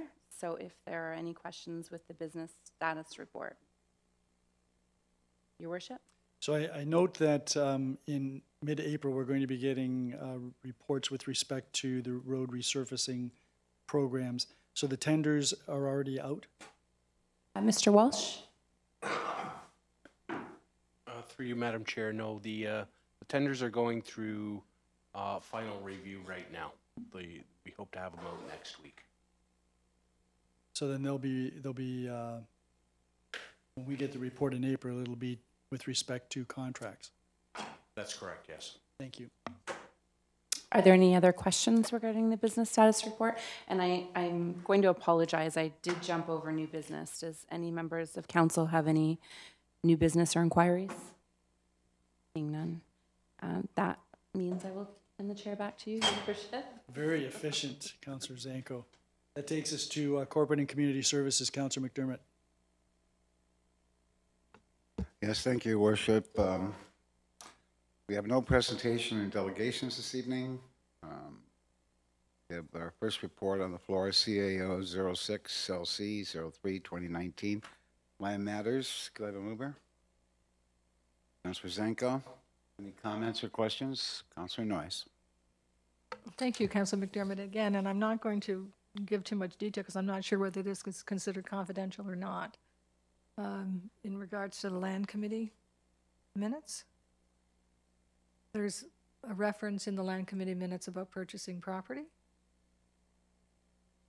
Well, it's in the public minutes. It's okay. I just wanted to make sure this was public. Good. Okay. So that we talked about Crystal Beach parking, and there's talk about the neighborhood planning director to have appraisals done on 2 adjacent lots, Lincoln Road East and Belfast Road South, and have had discussions with the private property owners. I'm just wondering, has there been any movement in that?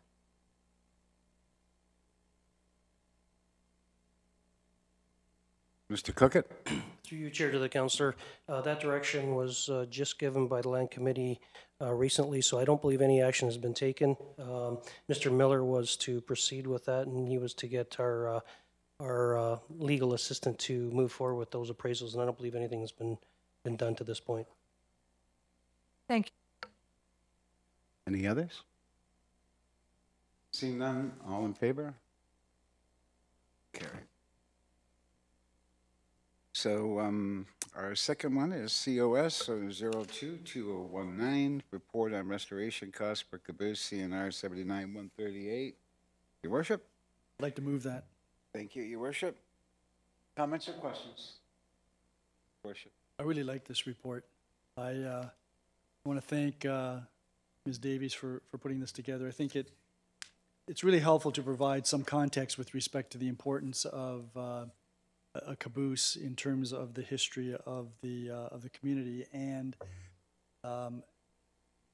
the value of its connection to the train itself. I think it's a practical solution that's being proposed, and I'm going to fully support this. Anybody else? Councilor Luberts. Yes, thank you very much. And just when I was reading the report, I didn't see anything in here that we acquired the steam engine. Did we acquire the caboose at the same time? And was the agreement for the restoration with both units? With the CNR, I know we made an agreement that we would do the steam engine. But wasn't the caboose included at that time? Come up, Jay, please.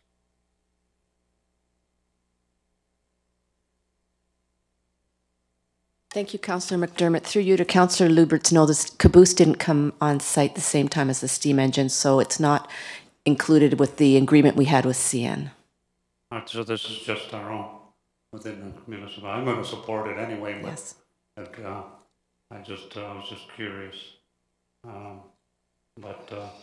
What's a train without a caboose, right? So hopefully everyone else supports it as well. Thank you. Thank you. Any more questions while we have Ms. Davies up? Okay, seeing none, all in favor? Opposed, if any, carried. Move on to CS 01-2019. Response to questions about 2018 development charges, background study, and proposed DC bylaw following January 14, 2019 meeting. Councilor Butler? Comments or questions? Worship.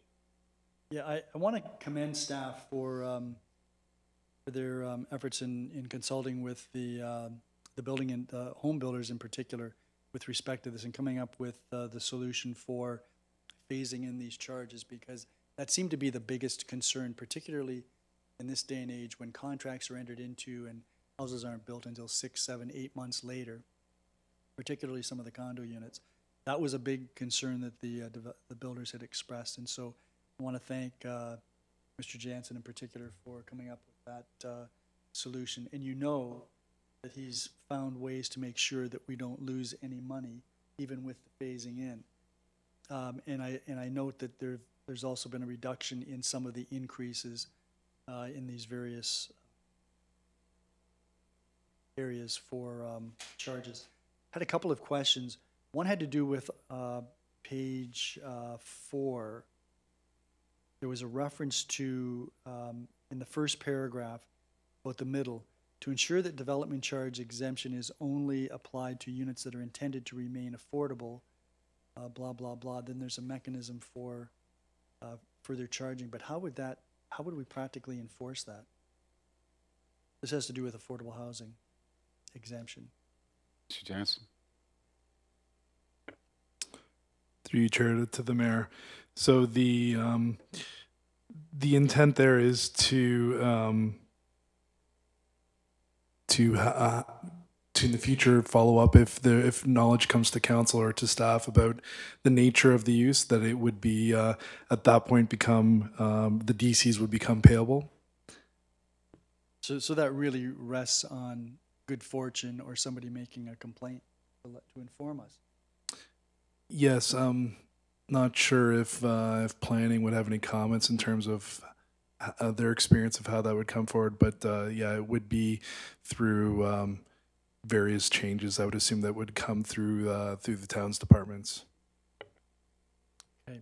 The other question I had to do with this issue that's caused me concern since it was brought to my attention last year by the owner of the Rona store that used to be Timber Mart, and they had put up an exterior roof with a fenced-in area that they put in supplies, garden supplies, that type of thing. It's not enclosed, but they were charged the full rate for development charges by both the region and municipality to the tune of about $20,000. And I keep raising this because it doesn't seem completely fair that you would be charged the same rate for a fully enclosed addition as you are for putting a roof over an area where you might have garden equipment, garden furniture. Some may have other types of hardware in there now, but it didn't seem quite appropriate. So I'm wondering if there isn't a solution, or if I didn't notice anything here. I've had conversations with both Mr. Jansen and Ms. Dolch with respect to this. I'm wondering if there isn't a way that could be addressed so that it doesn't seem to be so onerous, because there are a few of these around. It seems to me that having to pay the full DC charges on a commercial square foot basis discourages that type of thing. I don't know that I'd want to discourage that. Ms. Dodge? Through you to the mayor. In terms of commercial structures, obviously it depends on the use that's being undertaken under those structures. And a structure is defined under the Ontario Building Code as anything attached to a building, anything secured in or on the ground, anything that requires a building permit. So again, in this case, in the case of Rona, it was attached to the building. It is a structure defined in that instance. In terms of what you're requesting, you're looking, perhaps maybe we could look at an exemption, obviously, for something like that. In order to get the details, you know, in terms of whether it's a roof with open wall, just an open walled structure, we'd need a little more time to kind of formulate something for council's consideration, should you wish to do that. Or council can choose to reduce the DCs for those intended purposes, just reduce them for accessory secondary structures or things like that. So we can look at some options. So I note, Mr. Chair, that under, and I'm not suggesting that it be exempt, but I do think that there should be some lesser charge because of the nature of the facility. I note that in exemptions, there's an exemption for canopies, such as at a gas station. So there's no development charge for a canopy. And I'm just thinking that maybe these little roofs or lean-tos, maybe they're more than a lean-to, they're like a canopy, but they're attached to a building. Just wondering if that might provide some guidance for a reduced rate on a commercial building. Through you to the mayor. So you're thinking more for storage type purposes or not for retail components though? Like not open structures for retail or both? Well, it'd be an open. They're open air. So let's just use the example that I started with, which is the Rona roof aside the building, where it's got stuff that's stored. Those are items that are being sold. They're retail items, garden equipment and some other stuff. But it seems a little harsh to be charging the same development charge for the square footage of that area as if it was an enclosed unit, enclosed addition. So that's kind of what I'm thinking. You know, maybe, I don't know, half of the price, half of the DCs, a third of the DCs, something of that nature. I'm not as familiar with this exercise as both Ms. Dolch or Mr. Jansen, but I'm thinking that it's not completely fair. This is what I'm driving at. So, having said that, in order for me to get the staff to address this particular concern I have, would they need direction from council by way of a resolution? Come on, board. Have an answer for the mayor's question? Yes, I do. Good evening, Mr. Mayor. Just to provide a bit of context to your inquiry, just so you know, the majority of municipalities actually do charge those types of structures. However, in keeping with what I think the town is trying to do by providing an exemption for some of those more accessory uses, like a canopy, for example, we could absolutely look at something like that. However, I would make the suggestion that council pass that resolution, just giving us direction on if you are looking to have either a full exemption or a partial exemption for that. Okay, thank you very much, and I wanted to thank you as well for your assistance in helping us navigate this, because your information and your assistance has been very valuable. So having said that, Mr. Chair, I'd like to move that staff look at some type of revised DC, a development charge, with respect to these open roofed areas adjacent to commercial buildings, and perhaps report back to us by the bylaw stage, because this is going to bylaw stage, I think, on March the 18th. So I'd like to move that. Do you want to talk about it? you want to say something, John? Sure, yes. Yeah, we will take that and we will incorporate something into the bylaw and provide in advance a memo to council just to highlight those changes so you're aware. Any more comments or questions on the mayor's motion? Mr. Lewis? Yes, thank you very much, Mr. Chair. Just to clarify what Mr. Jansen is saying, he's saying that you're going to change the report and then make a change. I'm looking that the mayor is asking for staff to bring something forward that we can see, and then we can vote on as to whether we're going to make the change or not. I don't think the mayor is asking to make the change tonight, are we? No, what I'm asking for the, well, yeah, I'm asking that staff provide us with some direction with respect to that, because I think there should be a change. My view is that there should be a change and that they shouldn't, those types of structures shouldn't have to pay full development charges as they currently do. That's my position. Yes, and when we get the report, we'll vote on it. I'm asking for staff to, between now and when it comes back to the bylaw stage, to make some proposed changes. Mr. Jansen has indicated that staff, if this passes, staff can look at that and provide us with a memo to indicate what changes they suggest. Councilor Liberts? But the change will be in the bylaw already. It would be in the bylaw, and if we agree with it, then we would vote yes for the whole bylaw. If we don't agree with it, then we would look to change it. Just asking for clarification. Thank you. Yep. Anybody else? Councilor Liberts?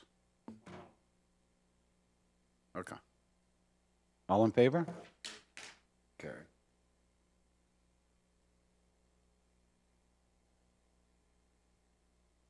Son? Okay, carry on then. Okay, thank you very much, Mr. Chair. Just to follow up, I didn't understand Mr. Jansen's explanation about what the mayor had asked earlier about the affordable housing units. And if the affordable housing unit ceases to allow that unit to be affordable, then the development charges become due.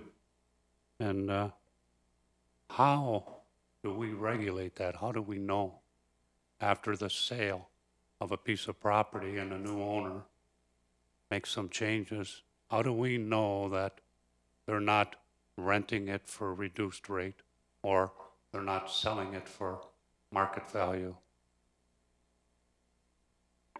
Mr. Jansen? Through you, Chair, to Councillor Luberts. Yeah, I think my short answer earlier was that we do have limited access to finding out or how it may be reported to council, whether it's through changes in assessment perhaps or other ways through a planning process. But you're right, there would be some limitation in how that information would come to us. And wow, can we put something on title? When they purchase or when they're doing something, we have holding provisions, we have everything. Can we put something on title so that we know? Yes, absolutely, through the mayor. So just to let you know, the way that the bylaw has been structured is that we are suggesting that in order to qualify for the affordable housing exemption, that an agreement would be entered under Section 27 of the Act. Effectively, it is a deferral agreement. So basically what would happen is the agreement would stipulate things such as, should that use ever change in the future, a unit become unaffordable, or it would change hands and no longer be operated or assisted by an affordable housing provider, then that would trigger the payment of the DCs. And the way that we have it structured, it's in section, I believe it's 3MI. It actually says that notice for which the owner shall register on title of the lands at its sole cost and the expense with the intention that the provisions shall bind and run with the title of the lands. So that provision's actually already in the bylaw. Okay, thank you. And that applies to rental as well, right? Yeah, Through the mayor, it would apply to any of the developments that would qualify for the affordable housing exemption that we have. So that would include any nonprofit housing provider, should those units ever flip in the future, as well as any sort of private developer opportunities that are assisted through any sort of funding agreements with Niagara Regional Housing or CMHC. Yeah, so, and rental is included. That's all Correct. I need to know. Correct. Yeah, okay, thanks. Thank you, Councillor McDermott. Just in regards to that, most of the affordable housing buildings that I'm familiar with, and I'm not familiar with all of them, trust me, usually it's a percentage. Out of the 50 units, 20 may be affordable housing and 30 will be rent geared to, no, I'm sorry, will be market rate. How do the development charges work in that case? Do you do it on the 20 units or do you do it on the 50 units? So through the mayor, to answer your question, the way that we've structured the bylaw is that the units in question that would receive the exemption have to receive funding in conjunction with the Niagara Region Housing Commission, CMHC, or another affordable housing provider. Presumably, the way those agreements would be structured is that they would apply to only the affordable rental units. I haven't seen any agreements where there's an exemption applied or some sort of support given by one of these providers for housing developments that are not under that market threshold. So the tricky part with the development charge bylaw is for the purposes of defining affordable housing, it's very challenging to define it based on someone's income. However, by tying it to these supports through these other organizations, it allows us to create that nexus between the bylaw and the policies that are desired by council. So that's what we're trying to do there. So it's a little bit of a long way of answering your question, but in effect, by tying it to those provisions that would be provided by those other housing providers, that we're trying to help ensure that only the units that are actually affordable are getting that exemption. Anybody else? All in favor? Opposed, if any? Carried. Move to new business inquiries. Anybody? Councillor Norris. Thank you, Councillor McDermott. I have a few, and it's regarding the information I received from Ms. Grummett in regards to the EDTC. I think all of us were provided with that. One of the questions I asked her when she was here was to provide me with a per person cost for the EDTC. And the per person cost with the figures that I was provided was $23.77 per person. The closest to us is $13.21.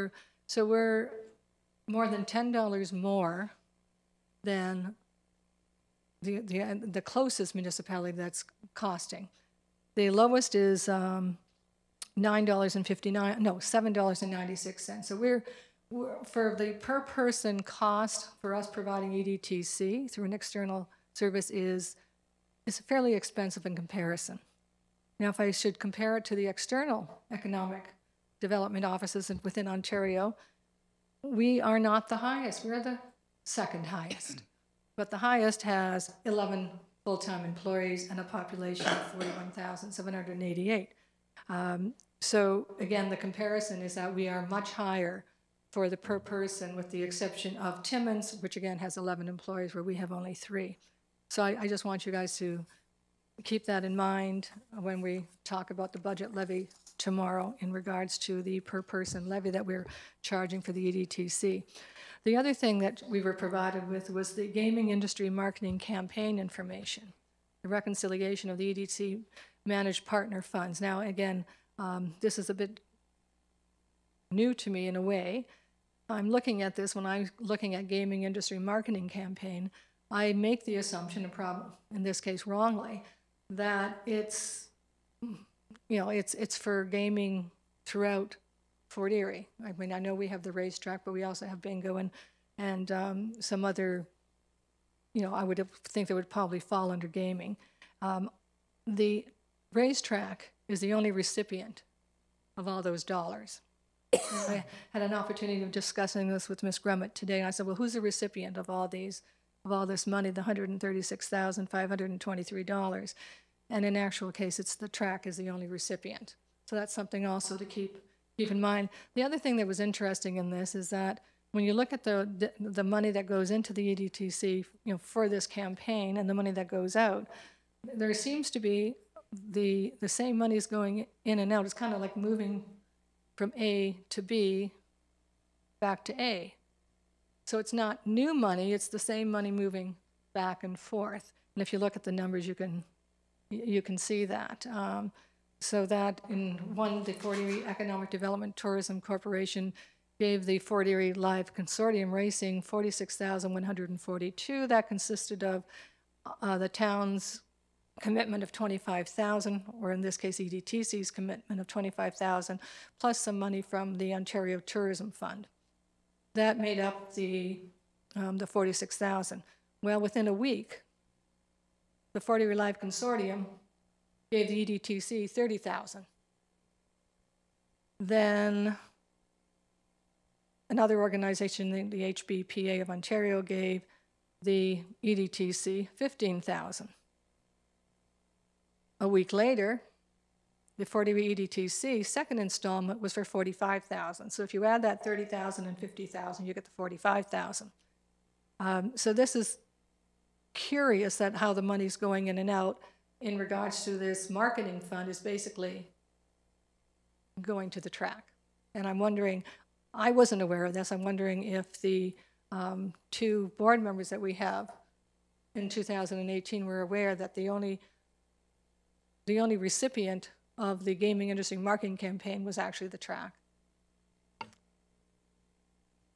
Well, I was aware of it. I mean, if you look at who's putting the money in, it's the HBPA, it's the Thoroughbred Movement, so that, I understood that this was for live horse racing, and the reconciliation statement that you've referred to simply indicates money came in, so it comes in from OTMP, $16,142.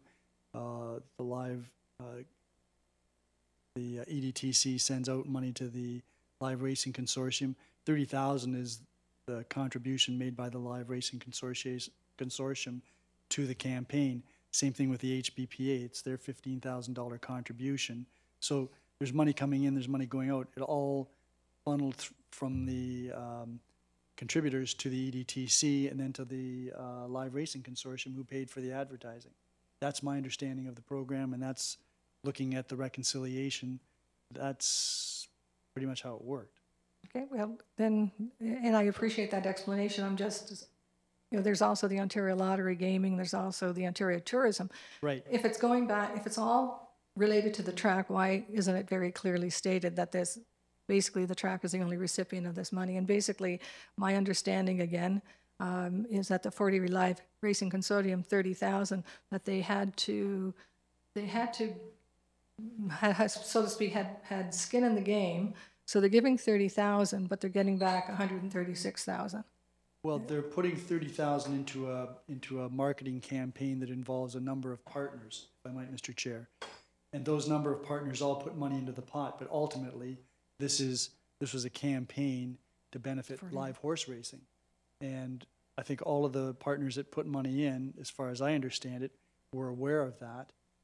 We've also heard that this campaign isn't going to be going forward in 2019. But no, that's what I understood, and that's how this appears. Okay, thank you. And I have further questions about some of the information we were provided.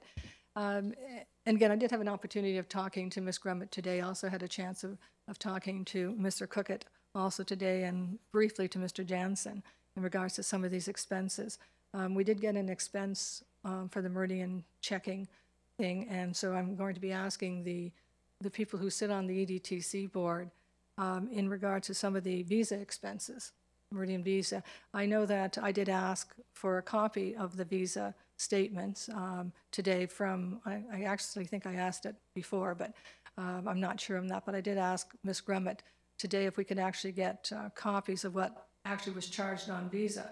And one of the reasons I'm asking this is because if we add them all up, it's $22,567 are put towards visa. And I'm just wondering, in one case it was $6,086, one case it was $5,365, and they don't seem to be falling under any of these things. And I've talked to Ms. Grummett also, and I said, well, who has control of the like who's using the Visa card? And I understand it's usually just the general manager that's using the Visa card. If somebody else, you'll see some things where Carolee Grummett has money going back to her $47.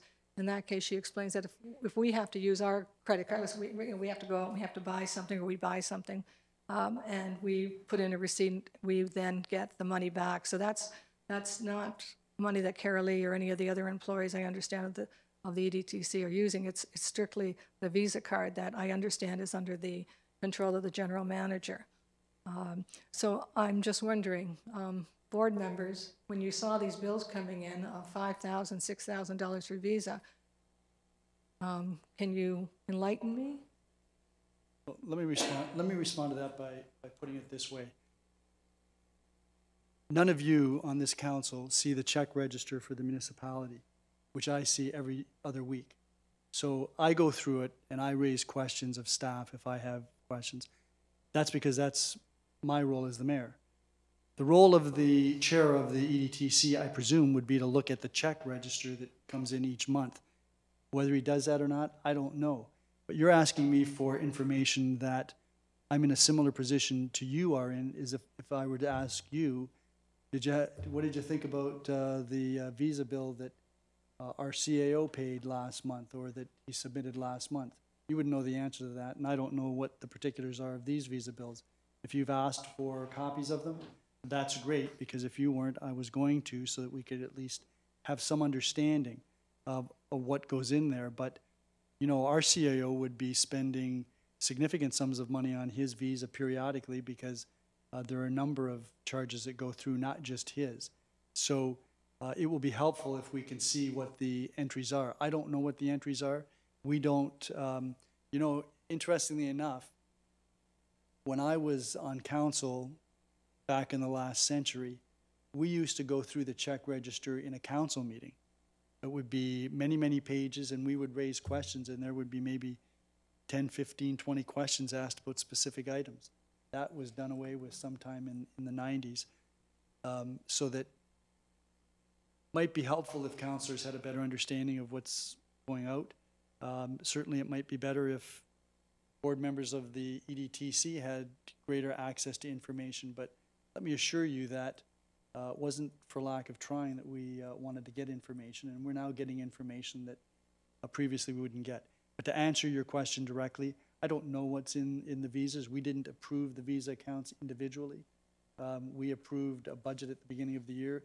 We weren't aware that there were changes going on among the various 6 or 7 headings that were outlined in the budget proposals. So I can't help you immediately with that, but once I get a chance to see the Visa, I'll be as interested as you are. Thank you for that explanation, and I do appreciate that as a board member you don't always see the day-to-day operations or the day-to-day checks, but I wanted to point out how much money was put on Visa cards over this past year. And I do also notice that in the 2018 year to date, the only thing under Visa that was listed was 119, and my guess is, and it's just a guess, that might be just the cost to actually have that Visa card. A lot of Visa cards have a yearly charge, because the only thing I could find in the budget for the 2018 under Visa was 119. I'm just making an assumption there. It's just the fact of having the card. One of the reasons I'm bringing this up is that tomorrow we're going into a budget, and we're going to have to be making some decisions, and a lot of it is with the EDTC in regard to their budget. I know there's a memorandum of understanding that says that we have to provide them the same amount of funding, but surely we can control where they spend the funding. And I think that is something that we really need to shine a light on, and we really need to control. For instance, we spent, and I'm saying we because this is all taxpayers' money, that on December the 12th, we paid the Real Estate Solutions $9,040, meaning the taxpayers paid, for an appraisal of the Fort Erie racetrack. Can we see the results since we paid for it? Can we, and I know, you don't necessarily can't answer that question tonight, but again, these are things that the taxpayers have paid for, and this is one specific thing that was done on December the 12th, 2018, for at a cost of $9,000. Worship? Yeah, that was, may have been paid for December the 12th, but it was approved some months prior to that when there was an issue as to marketing the track. So that was something that was authorized by the board. I presume if that's what it relates to, if that's what Ms. Grummett told you, then that's what it would have related to. I don't see any reason why council wouldn't have access to that, because you're right, it's taxpayers' money. Did you ask Ms. Grummett if we could see that? I didn't ask her specifically if we could see it because I didn't think of it at the time, but she did explain it to me. That was the appraisal of the 40-year racetrack, right, and that it would have been a board-approved expense. But I didn't go any further than that because I wasn't sure whether we were entitled until I talked to someone else. And they said, well, if you paid for it, you should be able to see the results of it. Right, and it was actually designed to help in the marketing of the track because it was for sale at the time, I think. That kind of morphed into a different direction, as I recall. But yeah, that was authorized. And if I can continue here, there's also a Huron and Gibson in trust, $200,000. Can we find out what that $200,000 was for? I can take a wild guess, but I now know what it's for. I didn't know at the time, and it wasn't something that the board voted on at the time, and that would have been with respect to an HR matter, of which I am not at liberty to provide any further particulars. If I can continue, and I can appreciate that. I was pretty sure that would be the answer, that it is an HR-related matter, an HR-related expense. And I guess my questions, and from the purpose of all these questions, is that I don't just want to give them, when we approve the EDTC budget, or if we approve the EDTC budget, we have to have much more control. We cannot let this. We had the Mr. Gorham standing up here talking about unrestricted funds, and that we can ask for A, B, and C, or they can put down on their budget anything, we're going to spend it on A, B, and C, but it's at their discretion to do something else, that it's up to the board. And I know that when I did talk to the current general manager, I asked for certain things, one being the visa bill. She wasn't sure whether she could provide that to us, if she would have to get board approval for that. But anyway, and I know she's just recently in that job, and hopefully the board will approve it, and we will be seeing the visa things. But again, I'm very concerned about us approving the EDTC budget tomorrow without seeing the visa bills, having a better handle on how we can control the spending, and make sure the money is spent where we're supposed to spend it. Thank you.